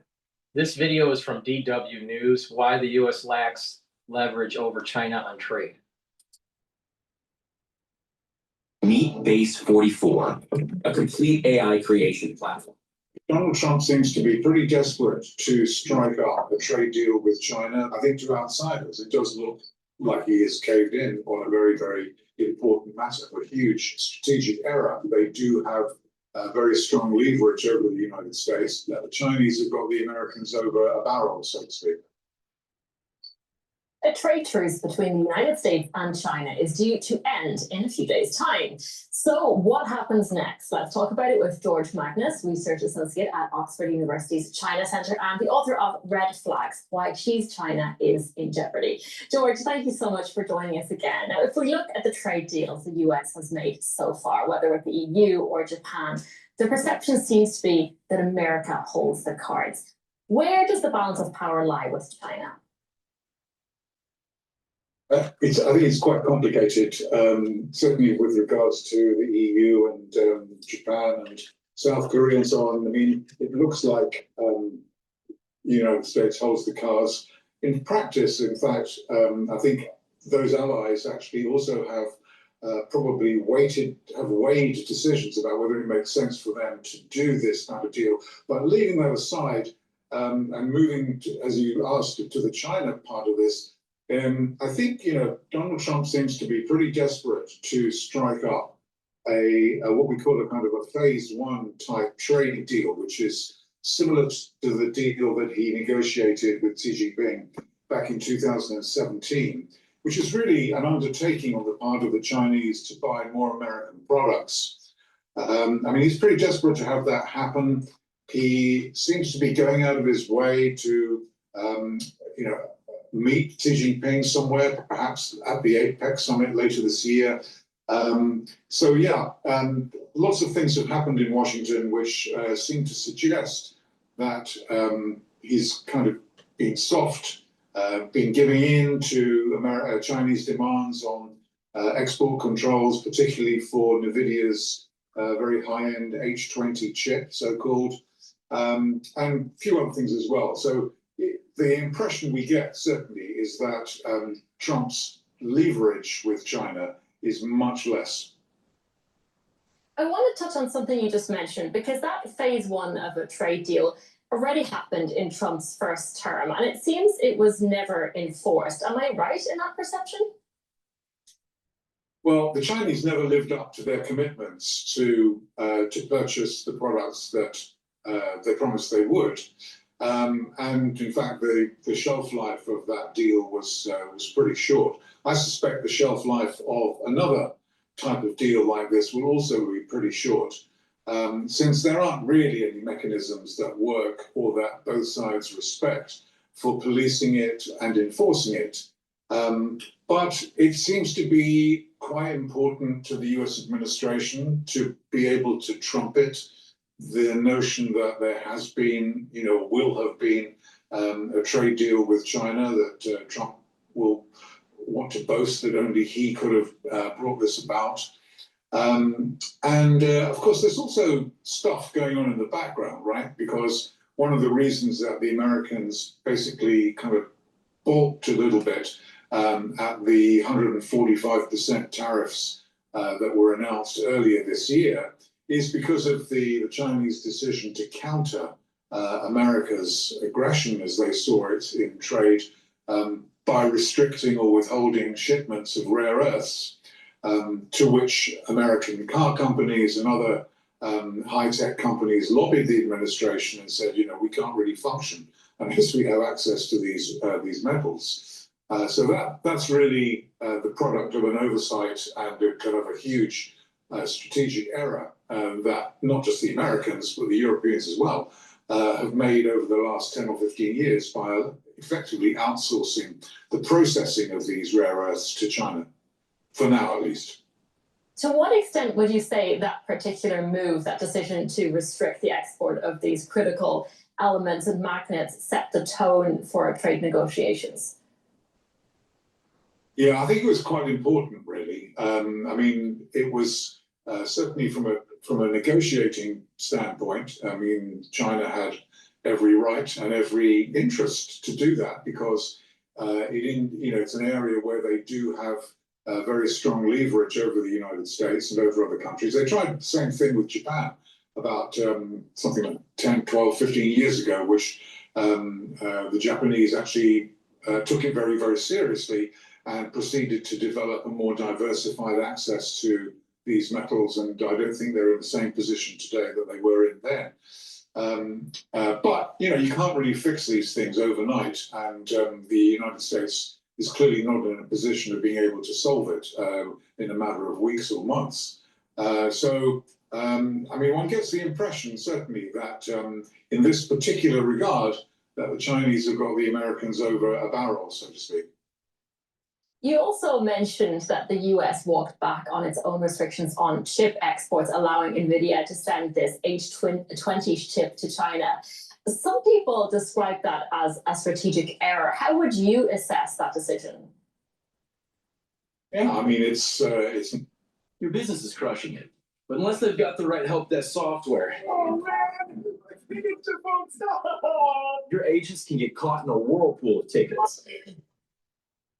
Yeah, I mean, it's not something. I mean, I was in a position of advising the American government, but I think if I were, and if I think lots of people that I know who have commented on this who are much more knowledgeable about it than I am, if they were, I think their advice would be to, they shouldn't have done it. That it's basically giving away a crown jewel, but it's obviously kind of fallen into the scope of negotiations between the US and China because Washington seems to want to go quite a long way to try to get this type of trade arrangement with Xi Jinping for whatever reason, or for reasons that Trump probably knows best. But I think to outsiders it does look like he has caved in on a very, very important and strategic matter.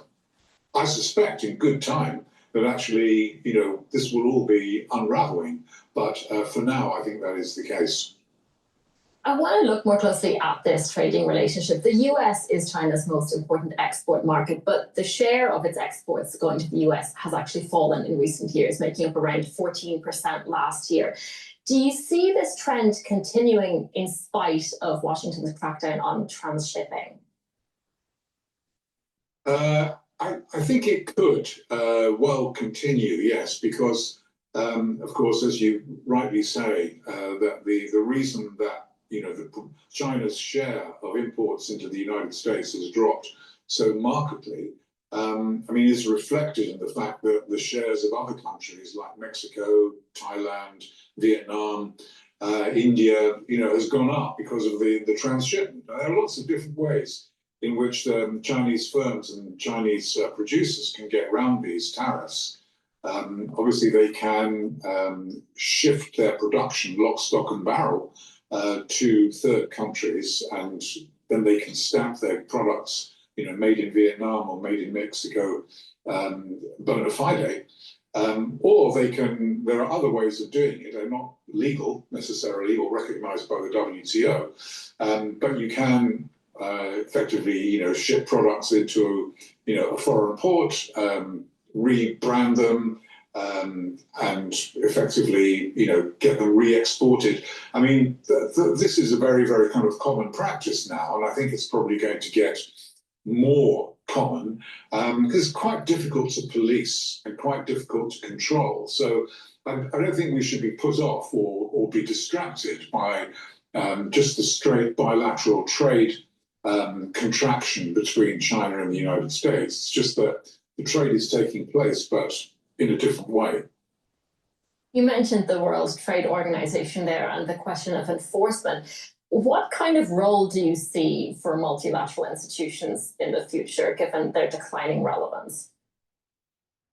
Well, in practice, none, because in the WTO's decision-making capacity has effectively been undermined by, the proximate reason why it's been undermined is because of America's refusal to sanction, the appointment of judges for dispute settlement. But anyway, I think that, the sort of respect or the kind of regard which WTO is held in nowadays is obviously much less than it used to be. And, the Americans are not completely without cause in complaining that the WTO, that China's basically taken advantage of the WTO. And so there are kind of bona fide reasons why, maybe the WTO is not best suited to be able to, address some of the functions or the malfunction that we've got in the global trading system. In fact, discussing this with, lots of people nowadays, I think the IMF actually is much better positioned to be able to draw up new rules for trade, but that would require a lot of cooperation and collaboration between the Americans and the Chinese, the Europeans, and lots of others. And that the basis for that collaboration may not actually be there, unfortunately. Why is the IMF in a better position? Is it just because of the way it's structured as opposed to the WTO? Because I think the argument in the WTO, the WTO basically polices the accepted rules of international trade and commerce. And the IMF is supposed to have a much deeper and broader macroeconomic role in determining the justification and basis for the countries running surpluses, deficits, imposing capital controls, trade controls, and so on. The World Trade Organization can call foul if somebody does something that it goes against the rules and somebody else brings a complaint. The WTO can hear that complaint and make a judgment. But actually, the problem that we have really isn't necessarily with the rules of international trade. It's specifically, i.e. tariffs and quotas and so on, but it actually is with a lot of controls and what we call behind the border measures, which are industrial policies, subsidies, procurement, below market borrowing programs, the kinds of things that don't really make the headlines of news and so on because they're hidden and because they're domestic policy, ostensibly domestic policy, but they result in the creation of these big surpluses and deficits, which are the primary cause of trade and commercial conflict between, ostensibly between the US and China, but between lots of other countries as well. Yeah, because I remember in Trump's first... This viral productivity tool is shutting down. Well, sort of. this guy used to work at Facebook, but he left to make the best productivity. Yeah, because I remember in Trump's first term, there was a lot of talk about what would be in phase 2 of a trade deal, and this never happened. But the chat then was that it would be all about intellectual property and overcapacity. Do you see these issues being tackled in further negotiations between the two countries?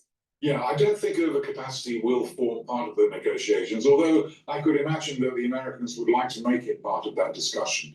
And it's a much bigger problem now than it was in 2017, 2018, because obviously it's not just about electric vehicles and batteries, which everybody reads about or hears about all the time, but it applies in steel, glass, cement, chemicals, and in the domestic economy of China, in the housing industry, infrastructure, solar equipment, wind turbines, almost everything, because it's part of China's industrial policy to actually focus on producing and production and supply. And they don't have bankruptcy laws where weak firms, not like we do, where there's a discipline for weak firms to go out of business or to account for losses and so on. So it is a big, big issue. But it ought to be addressed in the context of international negotiations, because it's not just the United States that has kind of a problem with this. But I don't really see where those discussions would take place. They're not really. They might take place in the context of the WTO, but I think the WTO is, I think a very important focus of the United States is to come to the realization, including the business community, that China is using its economic prowess to build up its military with its navy and with its army, and that the chances of bringing in Taiwan into the fold of mainland China is increasing. But you have people in the business community in the United States that says, we can't have tariffs. We got to have just the same old status quo as for the last 35 years, where we just import goods and just let China rise. No.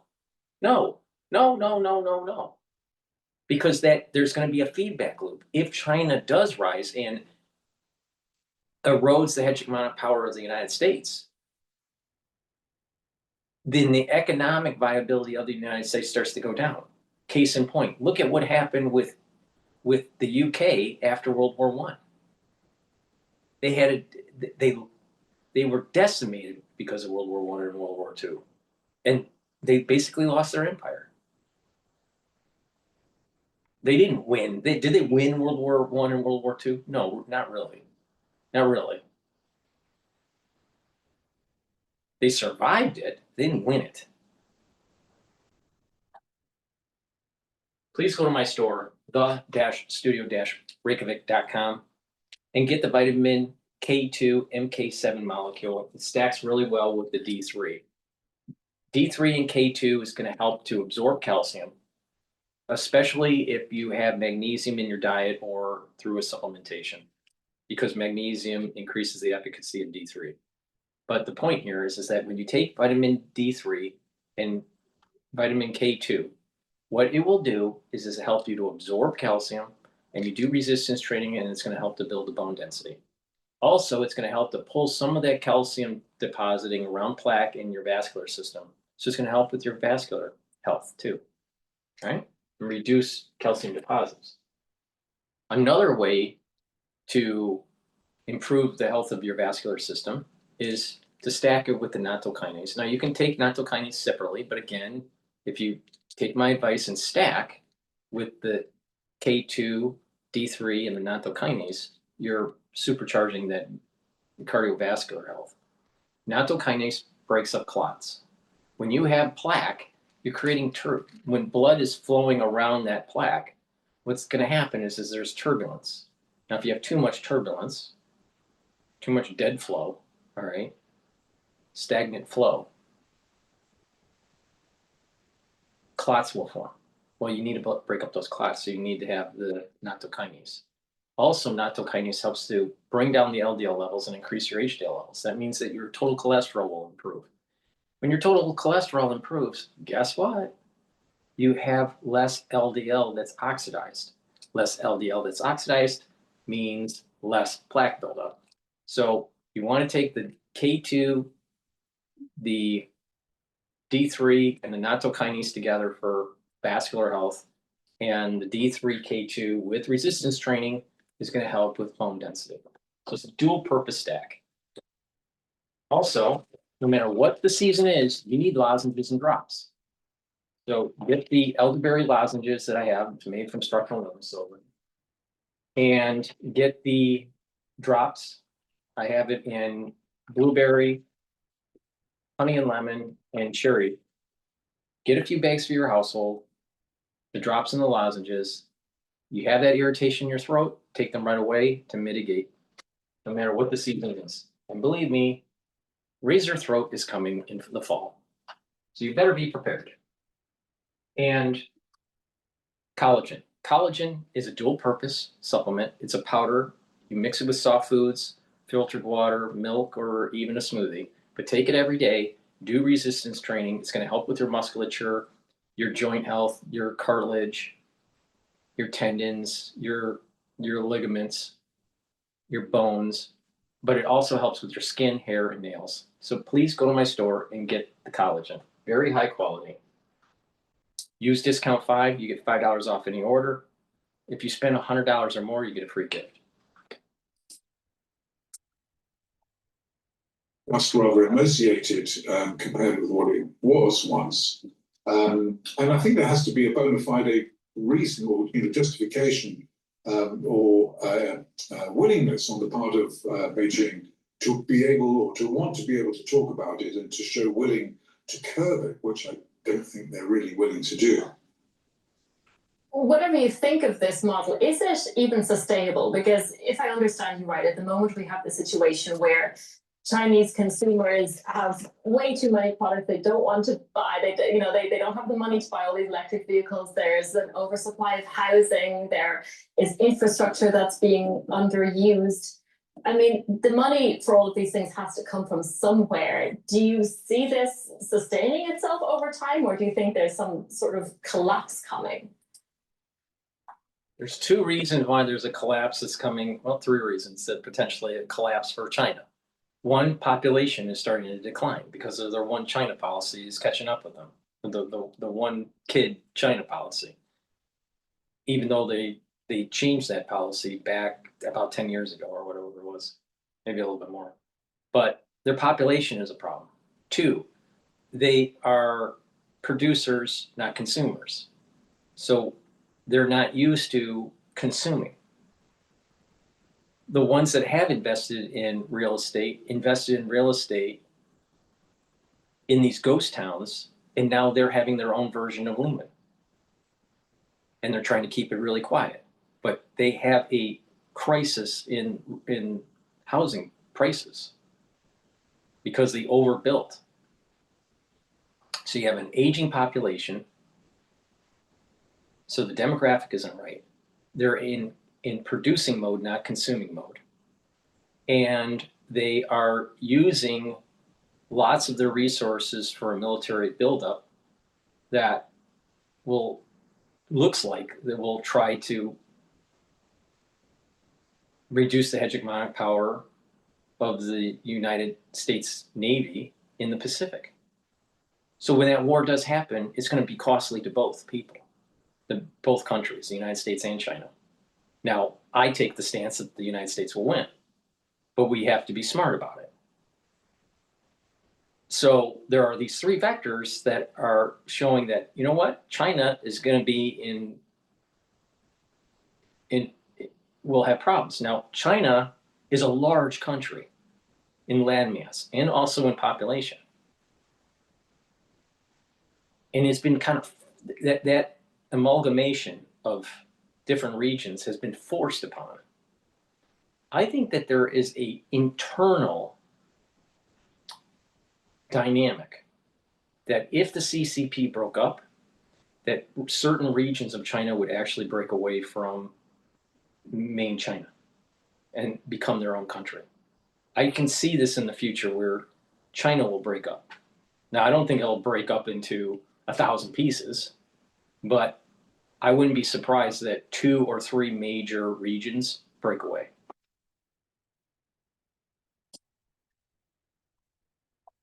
Well, I mean, a Leninist basic Hearts. No two beat the same. So we built a team of the best heart surgeons who always find the one approach that's best for you. I mean, a Leninist-based economy has all sorts of tools and controls available to it to be able to, what we used to say in the financial crisis in 2008, extend and pretend. You just kind of push the problem out into the next, 2, 3, 5 years and pretend that it's not an issue now. I mean, banks did that all the time until obviously the regulations were tightened up. But national governments can do that almost with impunity.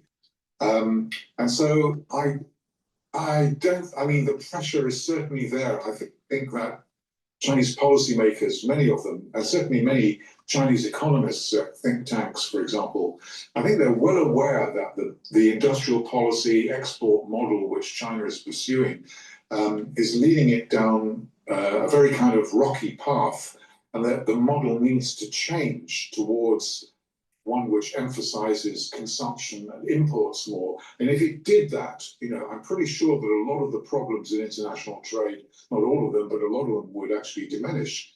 But for the Chinese government to do that and to bite the bullet on that kind of huge shift in the economic model, you're basically asking it to go against the kind of the fundamental political principles according to which it rules, which is to stay in power and to restrict the distribution of power to anybody else.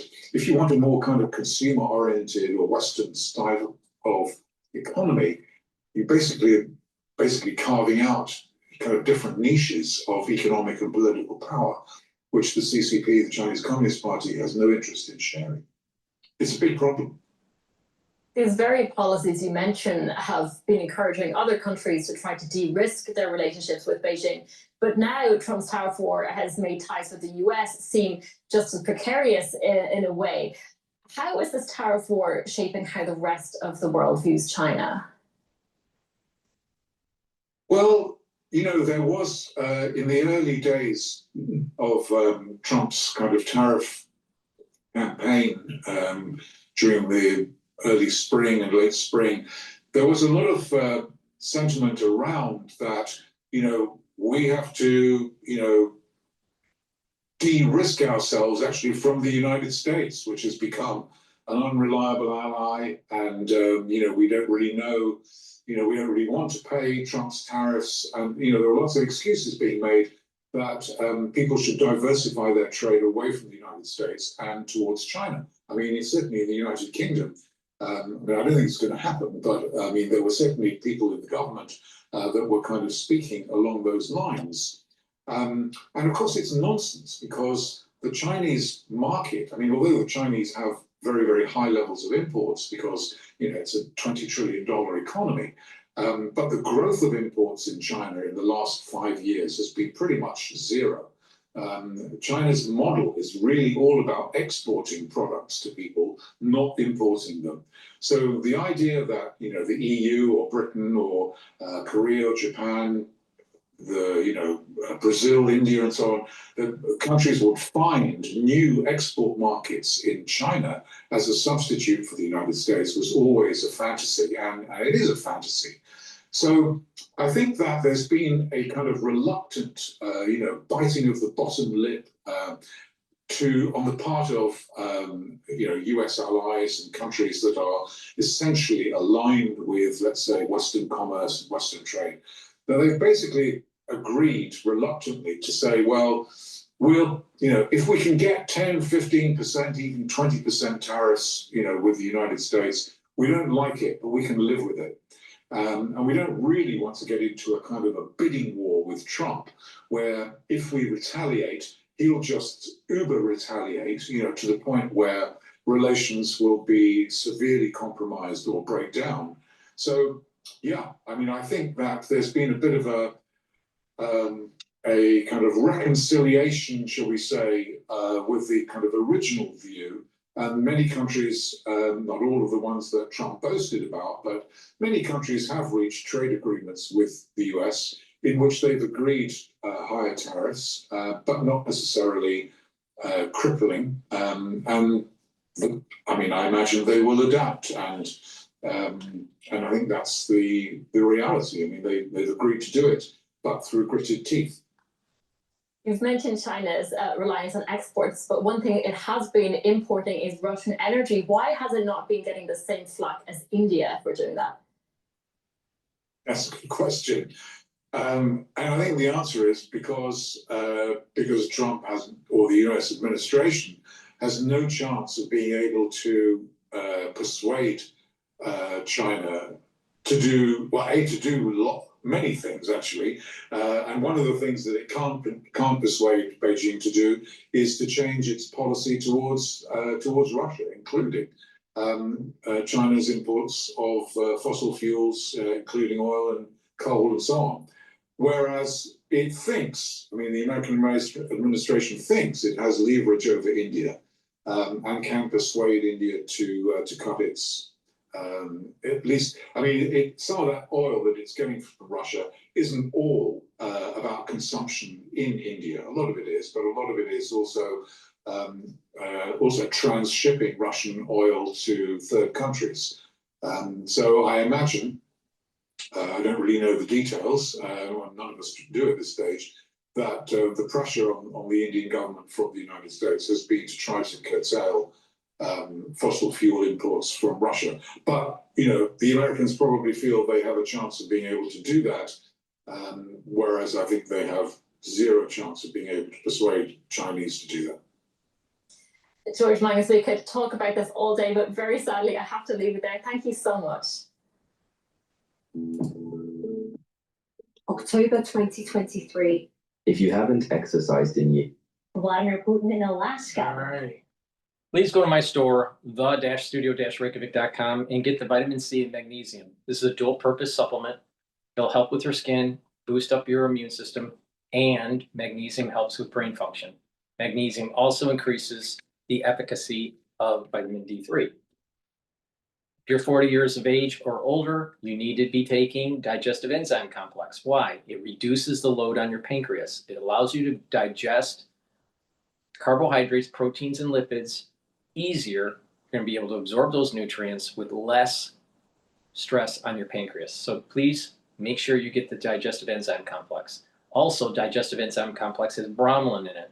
It helps to break up clots because it's fibrinolytic. Digestive enzyme complex also has proteolytic enzymes. They'll break up glycoproteins. That was important in 2020, remember? And that's the reason why I said, take digestive enzyme complex as part of the protocol. Most accurate person on the planet when it came to the crisis of 2020. Now, Goodnight Formula. Goodnight Formula has tryptophan, melatonin, GABA, and passion flower. What Goodnight Formula is going to do is allow you to be in those 3 to 5 cycles of REM sleep and deep sleep to be able to detoxify your central nervous system, to consolidate memory, and to be well rested. If you are sleep deprived chronically, you are building up toxins in your central nervous system and you're not consolidating memory. And therefore, with chronic sleep deprivation, you will end up having a higher chance of getting early onset of dementia. So make sure that you take Goodnight Formula. Take it at night. Stack it with the digestive enzyme complex to help with your pancreas. And take the vitamin C and magnesium to boost up your immune system and help with your skin and your brain function. This is a powerful stack. Now, you can take them individually, or you can take my advice and stack them accordingly, and you get a synergistic effect. So please go to my store, the-studio-reykjavik.com. Use discount 5 to get $5 off any order. Another great stack, and you can take them separately or mix them and match them the way you want. But another great stack is ubiquinol. Ubiquinol is the most bioavailable form of CoQ10. If you're taking CoQ10, most likely you're taking the wrong kind. So ubiquinol is the most bioavailable form. You can't find anything better than this. So ubiquinol will help soak up free radicals, help with the health of the mitochondria. You're going to have more ATP, so you're going to have more energy. And ubiquinol helps to protect your neurons. That's why it's so important to take ubiquinol. Protect those neurons. Omega-3 helps with cardiovascular health, brings down inflammation, and also helps with your lipid profile. Helps to bring down LDL levels and helps to increase your HDL levels. By taking omega-3 every day, you're helping your cardiovascular health. Resveratrol. Resveratrol is an antioxidant. It's going to soak up free radicals. It's going to help with the health of the mitochondria. You're going to have more energy. You're going to have useful gene expression. It's going to get rid of cells that are in senescence. I've been taking resveratrol for decades. It stacks really well with ubiquinol, NAD+, C60, clarity factor. So a good stack would be resveratrol for the useful gene expression and soaking up free radicals, the omega-3 to help with your cardiovascular health, and the ubiquinol to increase your energy levels, soak up those free radicals, and protect your neurons. Powerful stack. So go to my store, the-studio-reykjavik.com, use discount 5. If you spend $100 or more, you get a free gift until supplies last. All right, let's go to Trump orders colleges to hand over student admission data.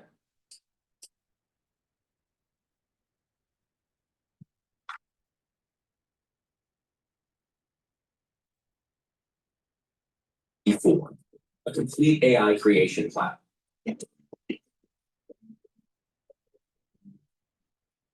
President Trump is continuing his crackdown on higher education, ordering the education department to start collecting data on the race, gender, test scores, and GPAs of college applicants. This comes amid his push to target race-based university admissions, which some conservatives view as illegal discrimination. Now, as a reminder, the Supreme Court already ruled against the use of affirmative action in admissions in 2023, but the High Court says colleagues may still consider how a student's race shaped their lives if applicants share that information in their admissions essays. Still, Trump alleges that colleges may be skirting the ruling. Legal experts say the new order could have a chilling effect on universities, and experts say the order could wind up making wealth even more influential in admissions. Northeastern University history professor Simon Rabinovich writes, quote, "Say it over and over until people understand. Affirmative action for the rich is the central plank of elite college admissions." Dartmouth economics professor Paul Novosad says college dishonesty about admissions practices is a central part of the public's loss of trust, since colleges don't seem capable of being honest about this stuff, so taking away the option of dishonesty seems good. All right, so this story broke yesterday. Daily Caller first to report. Nice. A little feather in our cap. Okay, congrats. There you go. We love a good scoop. But yes, they are asking colleges to turn over admissions data because the concern is that they are using the essay carve out as basically a way to do backdoor affirmative action. So the Supreme Court did have this exclusion where they said students can talk about race in their admissions essays, and colleges can use that to get a sort of holistic picture of the applicant and understand their life experience and things of that nature. But what they can't do is use those essays to determine that someone is a minority and maybe give them more points in the admissions process, so to speak, simply because they are of a minority race. And so the Trump administration wants this admissions data to basically make sure that that's not happening. And I think saying it just as it is, standalone, is like, oh yeah, of course, we need to be very transparent in our admissions and see all the stuff. And like, yeah, by itself, without the whole history of our country, that's a fine statement. But I think like it intimidates college and actually discourages diversity, which we know is a pillar of equality in our country, understanding why affirmative action was even created, right? Because there were a lack of opportunities for people of color to be in these spaces systemically. And I think when you think about historically Black colleges and universities like Howard University up the block, these were created because Black people were traditionally left out wholly of the college or university process and excluded widely in a large majority. And so even though we had elevated and extended past that, and our society is very proudly diverse and integrated. You know, factors to consider about wealth and how it's still unfair advantages for people are still like heavily weighted on the college process, which will lead it to be less diverse because of people and Here's the problem with her logic. You need to start thinking generationally, not just yourself, not just your kids, but generationally. And by viewing it generationally, you're going to be able to move up the social ladder and be able to get your future offspring into these more elite institutions. All right? So just because, for example, a lot of people, they think, oh, you know, work hard and you're gonna, you know, you're going to, you know, reach the upper status of society. Most people, rags to riches don't happen in the United States. That's in most cases, that's the case. That's true. It's rare, very rare, where it's rags to riches. Right? But you can go from, let's say, middle class to upper middle class, or from poor to middle class. That probability, upward mobility, is very high in the United States. But rags to riches, not so much.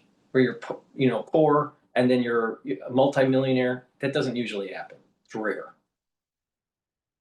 Now, if you focus on generational, where 2 or 3 generations, then your probability of staying in the upper class of society increases. The problem is that many people, when they have that upper mobility, they don't think generationally and they waste their money. So if you want your kid, let's say you're a minority family, and you want your kids to go to elite schools, you need to either be lucky, or you need to think it's not your kids that are going to get in, it's going to be your grandkids. And it's by instituting moral character, a better moral character, hard work, and saving, and smart decisions throughout life that will lead for generational upward mobility. Most Blacks don't think this way. They don't think generationally. And that's the difference. Because you think about that big migration that came from Europe in the late 1700s, the 1800s, the early 1900s. What were the common themes? Mostly poor people that found work, got their kids into education, and they had upward mobility, and those kids ended up having kids that ended up being in the upper middle class. That's how it works. But if you have Black people that just keep on thinking that it's going to be upward mobility, rags to riches in your lifetime, it doesn't work like that in most cases. You have to think generationally. If you want true wealth, you have to think generationally. And that means that you have to have a standard bearer for the family, the house of whatever, that is the founder of that generational jump, that generational rise. Black people don't think that way. They want their bitches and their hoes. They want immediacy. All right. But it's not just Blacks. It's other minority groups that aren't understanding that it's about thinking generationally. If you want your family to be in the upper class of society, you got to step it for it to be sustainable. Diverse because of people and their access. So when you think about legacy admissions, that's an issue because your family or someone had you in the school, and so now you get in. For people that are not of color, so then your legacy will continue to be people not of color. Then you think about how this benefits families that significantly. But get if you, financial- but the thing is that if you have people that are thinking generationally and you're moving up and you start donating, then you'll have more power. See, instead of saying, so it's really an issue of, is it collectivism or individualism? See, the rags to riches, idea that, oh, just give us a chance. No matter what the minority is, this is not an anti any color type rhetoric. This is just the way the system works. You have to put in your time, and sometimes your time is generational time, not just a few years of this and a few years of that. It's generational. So if you're moving up the ladder and you start to donate and you start to have political power and you start to have, then you start to have access to these other echelon aspects of society. But if you're wasting your funds, if you're wasting your strategy on just yourself, and you don't think of the family as one big unit, and you think with a generational plan instead of just your plan, you're never gonna rise up. It'll never happen. But you'll have this conversation where it's like, it's collectivism, we gotta have more, more help to get in, and then, but really? Do you really deserve it? If you didn't have the forethought to actually think generationally? Most people don't go from rags to riches in the same generation. It doesn't usually happen. It's rare. So there's this survivor bias. People go, well, look at Steve Jobs. He was an orphan, and he was adopted, and then he ended up starting up Apple, and he became multi-billionaire. Or look at the guy that started Oracle. His name escapes me at the moment. Or, some of these other rags to riches stories, Carnegie, Rockefeller. These are rare situations. But everyone thinks they're going to be a Rockefeller. Everyone thinks that they're going to be a Steve Jobs. If you're young and you dress in a mock turtleneck and you dress in black, you must be the next Steve Jobs. Really? He was a rare bird. And rare birds are rare, by definition. Gotta think generationally. That's how it works.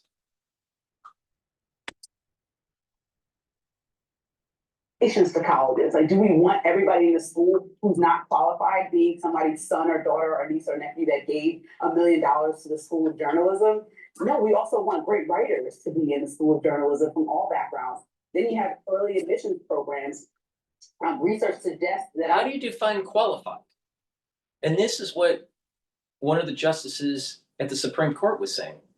What's qualified? How do you define qualified? Just a GPA and an assessment score? Here's a fact. The higher your GPA, the higher your assessment score, the chances are you'll make less money, not more money. So what's qualified for elite institutions? And I think it was Gorsuch, Justice Gorsuch, that basically said, well, what if the university wants squash players? And that's the qualifier. So what's qualified mean? See, everyone thinks that it's about assessment scores. But the reality of the situation is at elite institutions, the students that are coming in aren't the 4.0 with a near perfect score on the SAT. It's the ones that tried to get an internship and they were, learning the business, or did some sort of unique science project. When they pepper their application with those kinds of things, and they have a GPA of, let's say, 3.6 or 3.7 or 3.8, they blow away the ones that had a 4.0, because it's about hard work and determination. So what's a qualifier? What is the qualifier? And this is the problem with the minority groups pushing elite institutions that you have to have some sort of affirmative action or DEI policy to allow students to be integrated in these elite institutions. So what's the qualifier? The qualifier actually isn't to have a 4.0. It's to think around. If these schools don't want just boilerplate student. And boilerplate student is perfect score, 4.2, 4.4, right?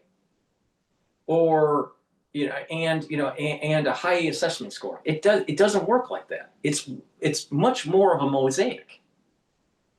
So you have actually a higher probability of going into these elite institutions if you understand that mosaic. So when these minority groups that are saying, oh, we don't have the funds to be able to get the student to have tutor classes to be able to have a near perfect SAT score, all right, but why didn't they do other things that pepper the actual resume, the CV, to the school for the application? There are many opportunities. There are more opportunities now for minorities than ever in American history. But what's the qualifier? It's not a perfect score on the SAT. It's not a 4.0. I guarantee you that. So the people are not paying attention to it. But what it is, it's about collectivism. Collectivism wants to push a certain agenda instead of having individualism. And when you think individualistically, you also have an opportunity to actually see, okay, short-term and long-term. And the ones that have grown their family's wealth, it's not rags to riches in one generation. It is multiple generational.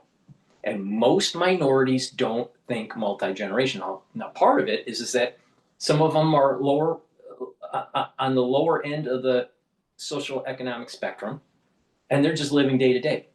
And that's understandable that they can't think generationally because they're in survival mode. But when the minority group moves from poor to middle class, there is zero reason not to think generationally. But they don't want to, because what they do is they want to keep up with the Joneses within their neighborhood. And so they're middle class and they overreach their true spending capacity. And they don't think generationally, and so their kids don't have the opportunity to have a launching pad to move into the upper echelons of society. It takes 2 to 3 generations to do it, if you're smart. If the family standard bearer creates the right worth ethics, and fortitude within the offspring. And they think this way, and then they launch. You think Rothschilds just magically became trillionaires? You think the Rothschilds just magically did that? The standard bearer of the Rothschilds was a poor kid. But he understood this idea of generational wealth. He understood that you had to teach your kids hard work and think generationally. That's how Rockefeller did it. Rockefeller was lucky, and he almost went bankrupt, but he was lucky in the oil industry, and was able to be at the right time, at the right place at the right time with the automobile industry, and convinced Ford to not go to ethanol and to use gasoline. And that launched Rockefeller's wealth. Now, when they did the trust bust, it made Rockefeller even more money when they broke up Standard Oil. They didn't realize that, but that's part of the reason why they don't want to break up Meta, because it'll make Zuckerberg even more wealthy. But in Rockefeller's case, it was a rags to riches because he was a poor kid. All right? But that was a very unique time period in American society. But what did he learn? He learned something from the Rothschilds, and that was you have to instill proper ethics within the offspring to maintain the wealth, to be able to have more power, to be able to not just be the average. You got to think generationally. And most minorities, even whites in general, in white suburbia, don't think generationally. What happens is they have a good job, they save some money, they have a large 401k over time, or they have property or whatever. They die, maybe they have about $5 million in savings or in assets. They retire. They retire relatively comfortably compared to other people in the United States. They burn down their savings. By the time they die, and let's say they have 2 kids, some of that wealth is going to be transferred over, maybe $1 million, maybe $2 million. But the thing is that most of these people aren't thinking generationally. Because if they were thinking generationally, they would be pooling their assets together and thinking more like the Rothschilds. So instead, you have white America demonizing the Rothschilds on what a very poor kid did to become the richest family in the world. But they'll just demonize them.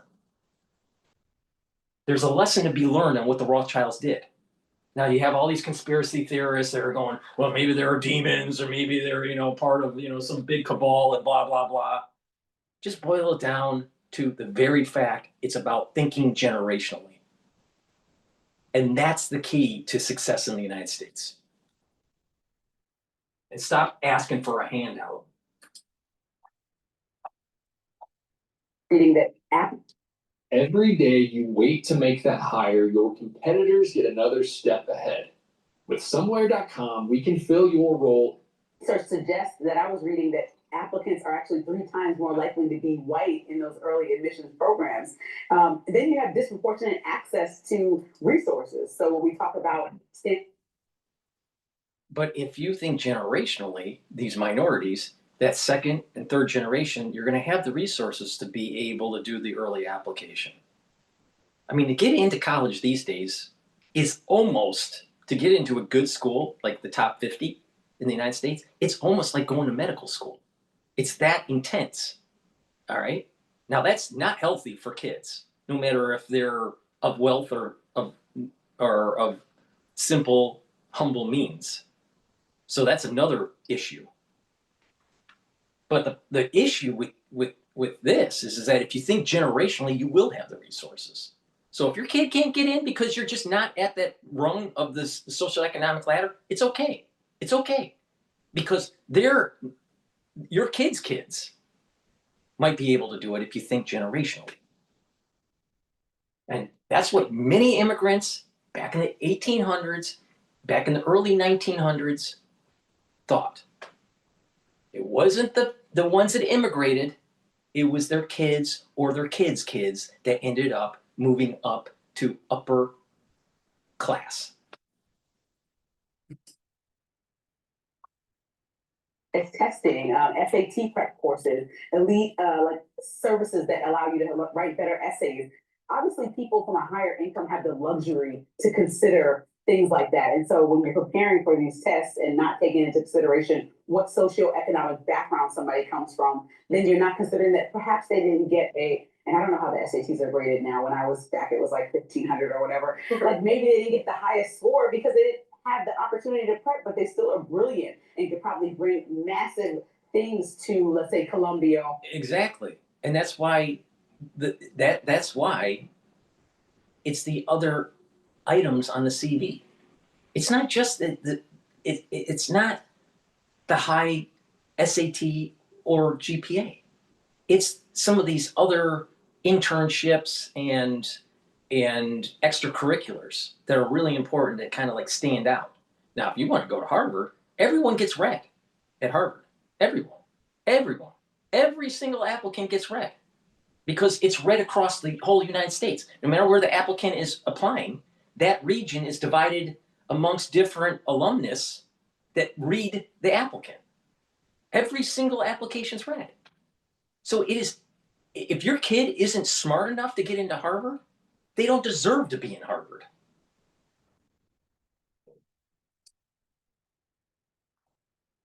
Or Northwestern or any school, And then there's also a wealth gap, in standardized testing. So, there's a huge wealth gap between Black and white families, and it impacts access to test prep courses, like we were just talking about. So when you add all those things in and then consider why affirmative action or race is considered, it's because largely a lot of times people affected by all the things I just named are people of color. Oh, wait a minute here. But the thing is that you can get people of color, all right?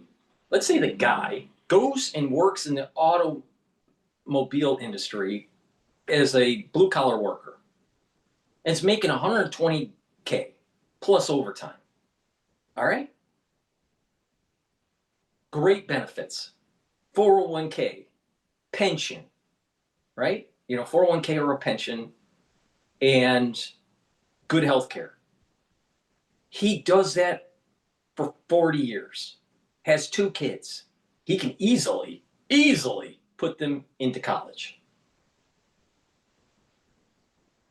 Now, they may not have the chops to be at the 6 or 9 of the elite institutions in the United States, but they could get into good schools because he has the means to do it. And by bringing up the next generation with the ethics and with transferring of funds and thinking generationally, that blue collar Black worker that was on the automobile line has now created a launching pad for his kids and his grandkids. That's thinking generationally. But what happens normally is that they get a good job and they buy a boat, they buy a second home, they overextend on their credit, and eventually there's some sort of economic downturn and they start to have to sell at distressed prices. And guess what? They're not thinking generationally. They're thinking only their generation. They're thinking only themselves. And that is the problem with most of America.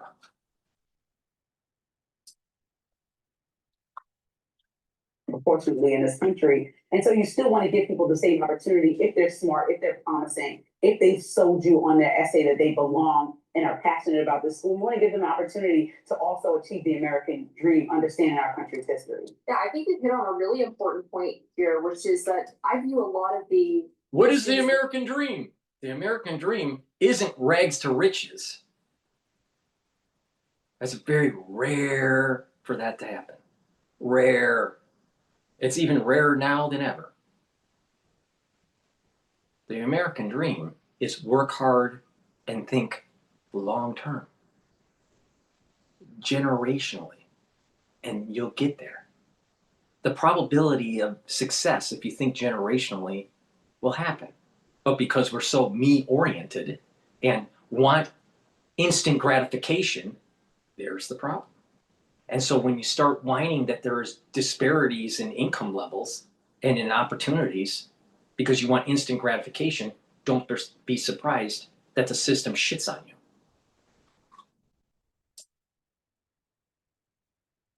Lack of diversity of all kinds, not just racial kinds, in colleges to really be more about socioeconomic status. As someone who comes from a blue collar background and was a first generation college student, I was really grateful to benefit from programs at Georgetown that were catered towards making sure that we had the same opportunities once we got to school. And I think the really brilliant way to get around this issue and really not take race out of the equation, but make it more about giving people with Well, less, the answer is what DrPaulCottrell is saying.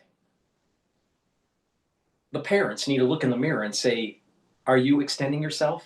Are you thinking generationally? Maybe you're the problem.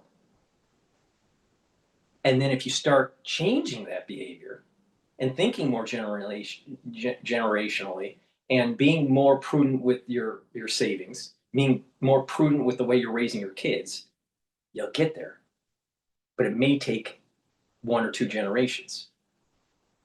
But when you do that, you're building the foundation for future generations to sustain that. Now, some people would say, well, after 2 generations, wealth starts to decline. Well, part of that is because you didn't instill hard work and good ethics within the family unit. And those cases are family businesses usually. where the family business is started up by an individual. That family business is passed on to one of the kids and then their kids. And then normally, because they weren't instilled with the proper worth ethic and the proper management of money methods, it leads to the downfall of the business. That's a different story. People need to start, people need to start thinking about generationally.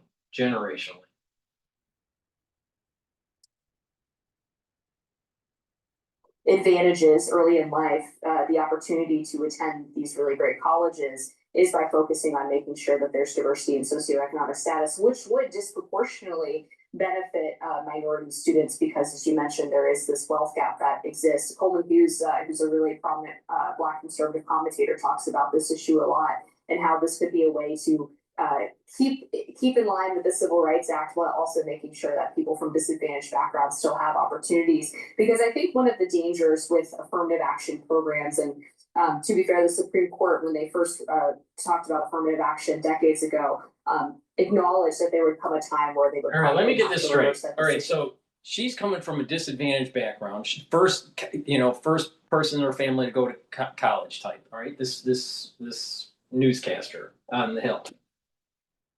All right, she graduates from Georgetown. What does she end up being? A newscaster. Why not an engineer? Why not someone that actually does something that's productive for the society? See the point that I'm making here? It didn't have the work ethos that takes generations to build into. But there's tons of people like her and all over X that will demonize, wealthy families, and they just, because they're not wealthy too, right? But they don't realize what was the secret sauce. The secret sauce. What was the KFC recipe for the Rothschilds or for the Rockefellers or for even Ford, the Ford family? It's to think generationally and stop asking for the system for a handout. Because if you are a master of your own fucking destiny, no one can take that away from you.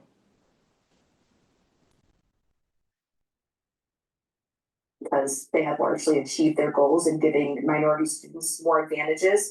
But what we're looking at now is a situation where the color of the skin does not capture the totality of a person's background or experience. You could have wealthy offspring of African political leaders being weighted the same as someone from an inner city Chicago or New York neighborhood because they both are Black. And that's obviously not a fair situation. It actually crowds out exactly the kind of people who come from a lower socioeconomic status or a place with less opportunity because they are being marked at the same level as someone who does have advantages but happens to have the same skin color. And I don't think it has to be an or thing. I think it should be and. So if we are going to say, fine, we got rid of affirmative action, we are also going to say we should get rid of anybody basically paying their way into colleges. Anybody. The thing is the whole. If you get back to why the affirmative action was happening, what was going on at that time? Blacks at that time, you're talking about there were separate bathrooms, separate water faucets, different places to sit in a restaurant. That's where this came from. Now, fast forward to 2025. Do you see that segregation happening? Absolutely not. There's more opportunity now than ever for minorities in the United States. By far. And not only that, there's more opportunities because of technology to learn things for free. Skills that are important to make money, to build businesses. So to say that there's not opportunities for minorities is total horseshit. Rosa Parks had less opportunity when she was a 20-year-old or a 30-year-old than a typical 20 or 30-year-old today of the same ethnicity.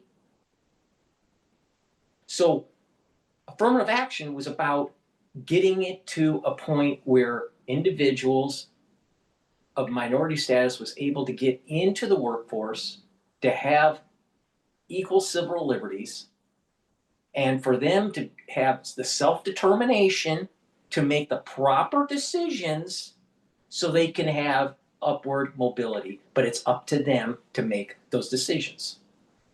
We're already at that point, and that was the reason why affirmative action needed to be sunsetted. Now, what they're whining about is that, well, wait a minute. Now it's self-determination and that they need to make the proper decisions. But if they don't make the proper decisions, if they want to just waste their money on bitches and hoes and crack, then don't be surprised that your society starts to falter. Is that the fault of reversing affirmative action? Absolutely not. It's because of poor decisions. Now you can see this in New York, where you have minority groups that are making poor decisions, and that is actually devolving the culture of the society by stealing, by pushing people on the subway. New York is starting to install, and I don't think they're going to be that effective, but they're starting to install these gates, these walls, metal walls that you can see through, because it's made out of like a metal mesh for the subway system. You know why they put those on? Because you had a bunch of black kids pushing Asians or pushing white people onto the train system and having the train run them over. That's because of poor ethics, poor raising of these kids. That's a bigger issue that needs to be addressed.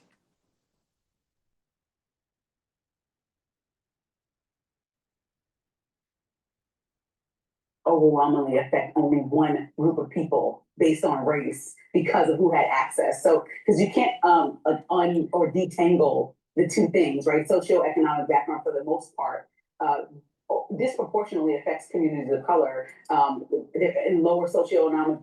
Now let's get this straight here. Wait a minute. When the Jews came over to the United States, all right, at first, they didn't get too much help. So they had to be merchants. And then they ended up making money because they were merchants. And then once they had some money, then because they thought generationally, they were investing in their kids for higher education. And those kids ended up being lawyers, getting into politics, becoming doctors, becoming engineers, and becoming productive citizens outside of the mercantile class. Because they thought generationally. It wasn't handed to them. And if anyone thinks it was handed to them, they're not paying attention to history. Same thing with the Irish. Same thing with the Italians. But something's different with the blacks in America? Really?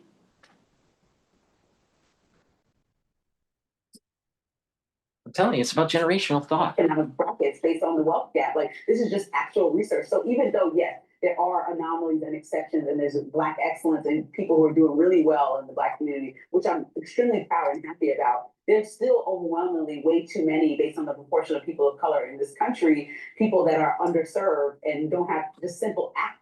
But is that because of the morality of the society? I'm telling you, big difference during de Blasio's time as mayor, all the way through Adams. New York has devolved into a shithole. Now, part of that's because of illegal immigration. A big part of that is the legalization of drugs. And there is this inner city rot that's coming out of the Black community that's stealing from businesses.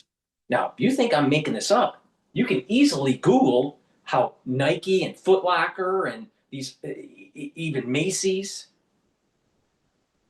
were basically robbed blind when you have this crowd of individuals stealing their merchandise. It's all over the news. There's tons of clips about it. Now, did it happen yesterday? No. But it happens regularly in New York.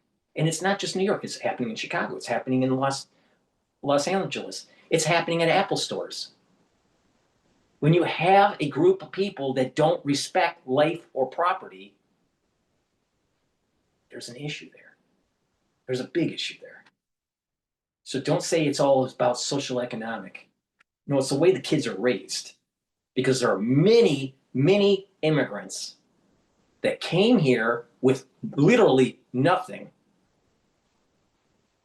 and built up their family generationally.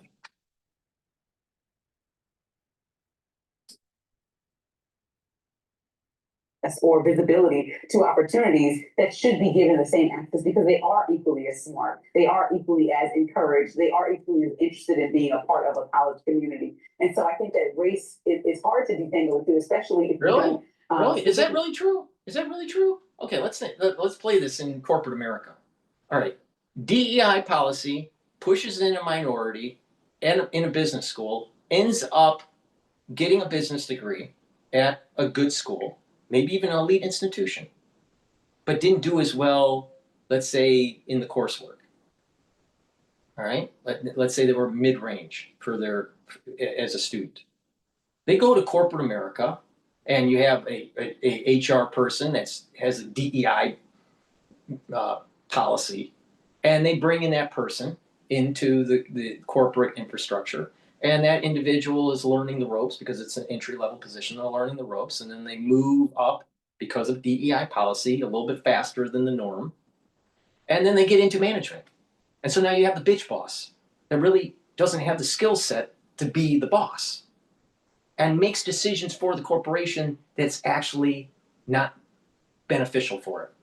Case in point, look at what happened with Budweiser and Bud Light, where you had the marketing group, which was DEI, that literally destroyed one of the quintessential, most profitable beers in American history because they were promoting bullshit. So just as bright? Really? Just as smart? Really? Just as capable? Really?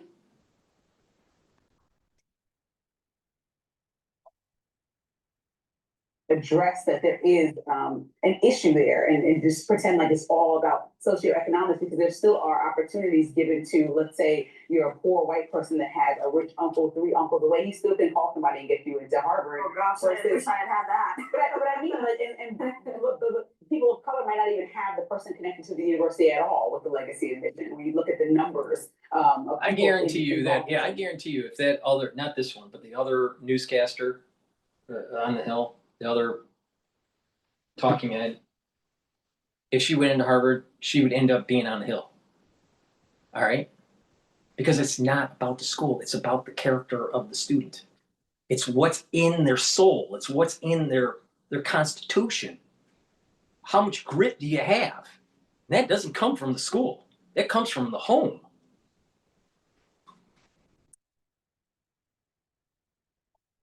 So that's the biggest concern, is to make sure that we're just trying to level out the playing field and not only doing one thing. So what are we adding as well to make sure that it's not just colleges full of rich people's kids?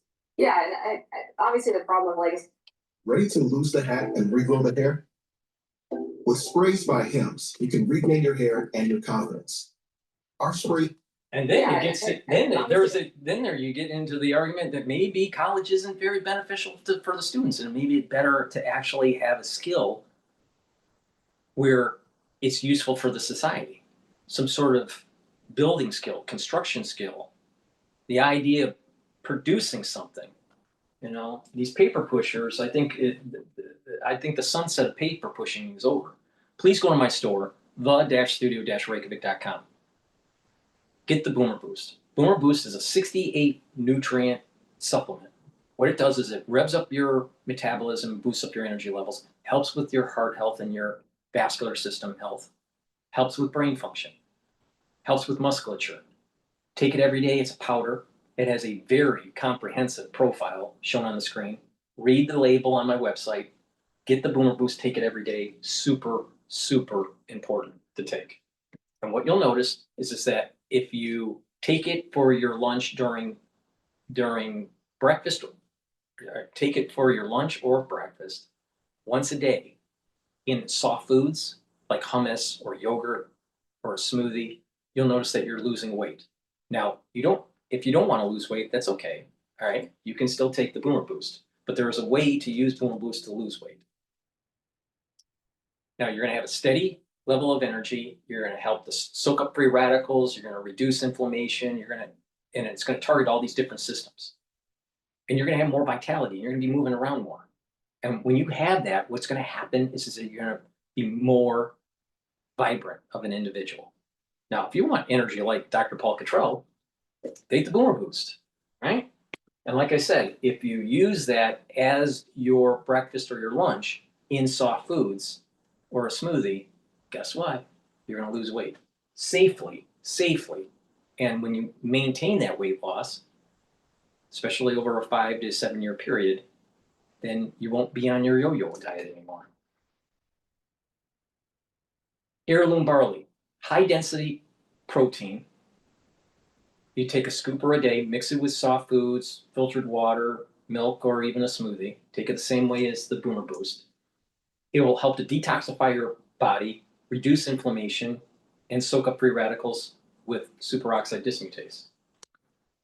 And you can also get the Gladiator barley. Gladiator barley does everything that the heirloom barley does, but it has one extra magical benefit. It helps to build muscle. So you do resistance training, you take the Gladiator barley, and voila, you have more muscle. By taking Gladiator barley or heirloom barley and mixing it with the Boomer Boost, you're also helping with your A1C levels. That's the blood glucose levels. Too many people in America have diabetes. I just told you a way to get rid of it. Now, Gladiator barley also stacks really well, not just with Boomer Boost, but with Myotrol. And remember what Myotrol does. Myotrol helps the gene expression to build muscle. So Gladiator barley is the protein to build the muscle, is the building blocks. Myotrol helps with the gene expression to build the muscle, and all the other important nutrients that you need for your body with the Boomer Boost. I just gave you a very powerful supplement stack. So please go to my store, the-studio-reykjavik.com. Use discount 5, you get $5 off any order. And guess what? If you spend $100 or more, you get a free gift until supplies last. One legacy admissions is that colleges that are mostly privately funded, of course, want the alumni donations coming in. So that's a tricky issue. Of course, they're not going to handicap themselves in the process of doing this, and I'm amenable to that argument. But I hear what you're saying about making sure that people who come from disadvantaged socioeconomic backgrounds get included as well. I consider myself part of that group. And what happens? She gets into a good university, maybe not elite, but sub-elite, Ivy League plus, all right? And what does she do? She works for the Hill. See my point? It's not the school. It's the fortitude of the soul. All right. And another really important dynamic that people don't pay attention to. There are many people that have money and they have these kids and they're giving them tutors and they're trying and they're giving them all this extra curriculars and all this. A lot of those students don't get to the elite institutions, even if they're going to an elite private school for high school. Many of them don't get in, but they don't talk about that. There are many people that are multimillionaires that have kids that are going to elite high schools, elementary schools and high schools, boarding schools, whatever. There are many of them that can't get into the Ivy League. There are more that will go to the Ivy League plus than the Ivy League. So if what they're saying is true, that all it is money, that's not the case. Sometimes you just have dumb kids, even if you're rich. So benefited greatly from my college education. But I think the beauty again of focusing on that aspect of it is that it will capture the fact that Black people have a higher level of being in the lower socioeconomic groups. So you can do that without focusing solely on race. If that's the case, okay, then why doesn't white boys, why aren't there more white boys in basketball? You know, we want equal rights, right? We want equal opportunity, right? If it's fair for the elite institutions to try to equalize, why aren't there more white boys jumping in basketball?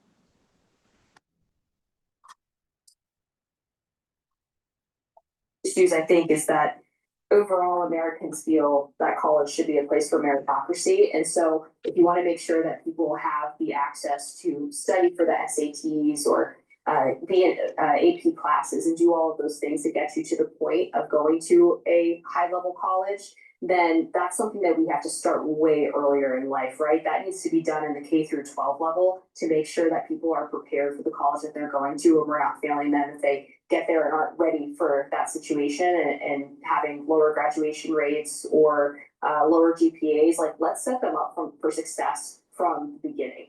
Well, and and I know we can talk about this forever, but like, if you look at why communities are the way they are, like we just talked about redistricting, that would cut funding for certain neighborhoods, or add funding to other neighborhoods. Some of those neighborhoods that disproportionately affected. Some of it is the funding at the elementary school and high school level. That's true.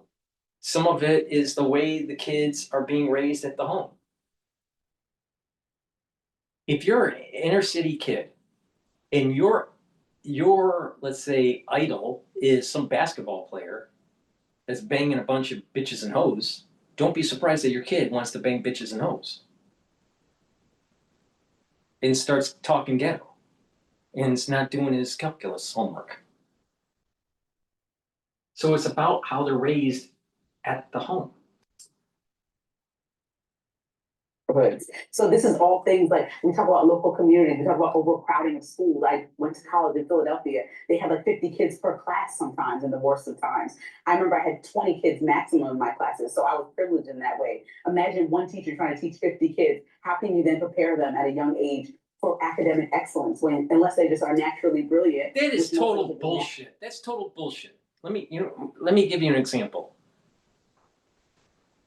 The baby boom generation, in general, when they came out of high school, was smarter than the average high schooler today. All right? The baby boom generation had lots of kids. That's why they were called the baby boom generation. And their classes were large. And guess what? They performed better. What's the difference? Ethics.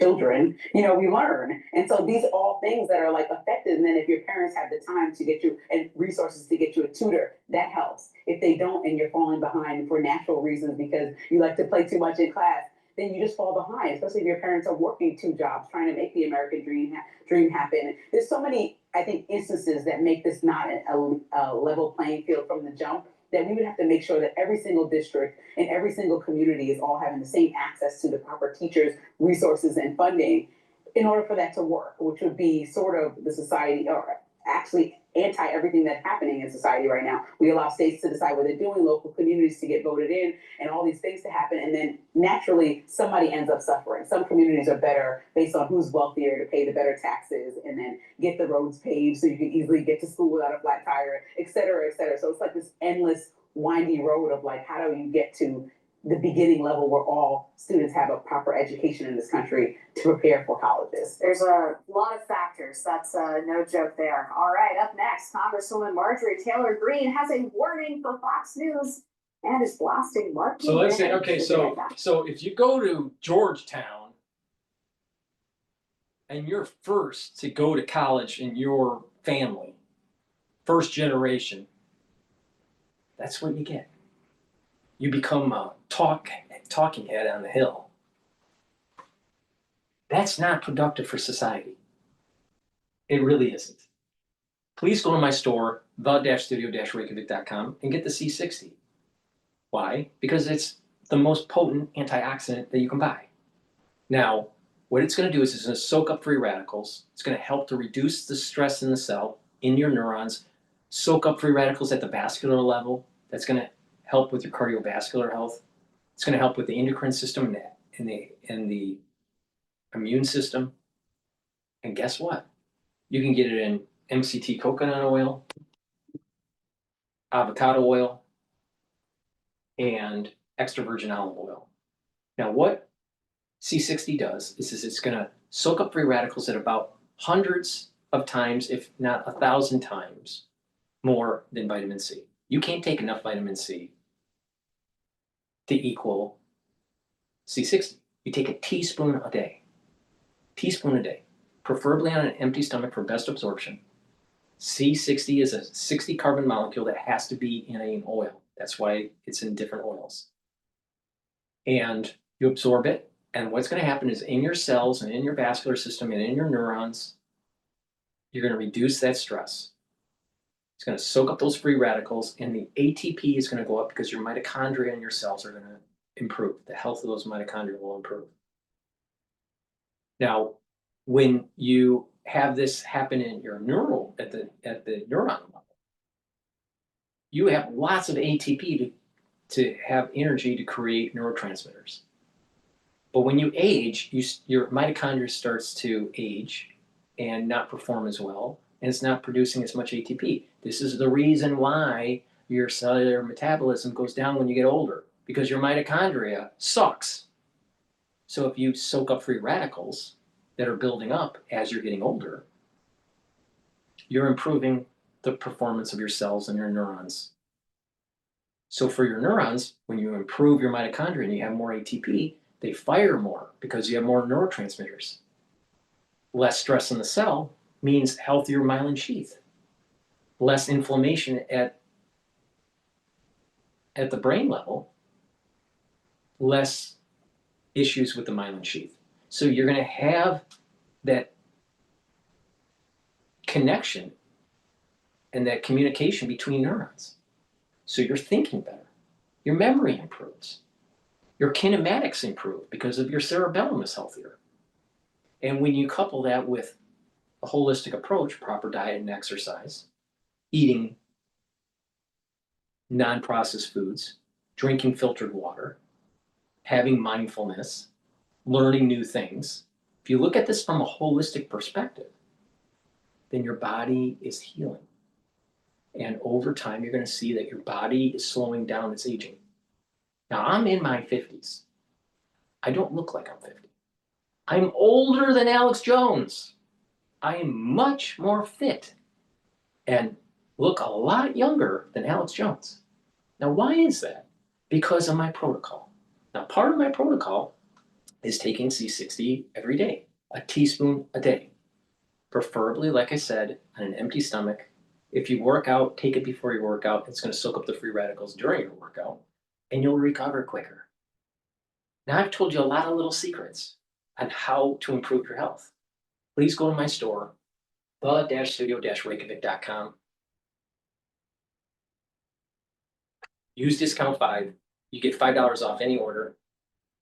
You spend $100 or more, you get a free gift. Thank you for listening. That's the end of my show. It lasted for more than 2 hours, maybe closer to 3. And don't buy the bullshit. Don't fall into the trap of what is in the news. You got to step back and go, well, wait a minute here. What's making sense? Why didn't she turn into an engineer? Why didn't she become a female engineer instead of a female talking head? It's easy to be a talking head. It's not that easy to actually build something, design something. All right? Please go to my store, the-studio-reykjavik.com. Help support the work that I do. Thank you for listening, and have a nice day.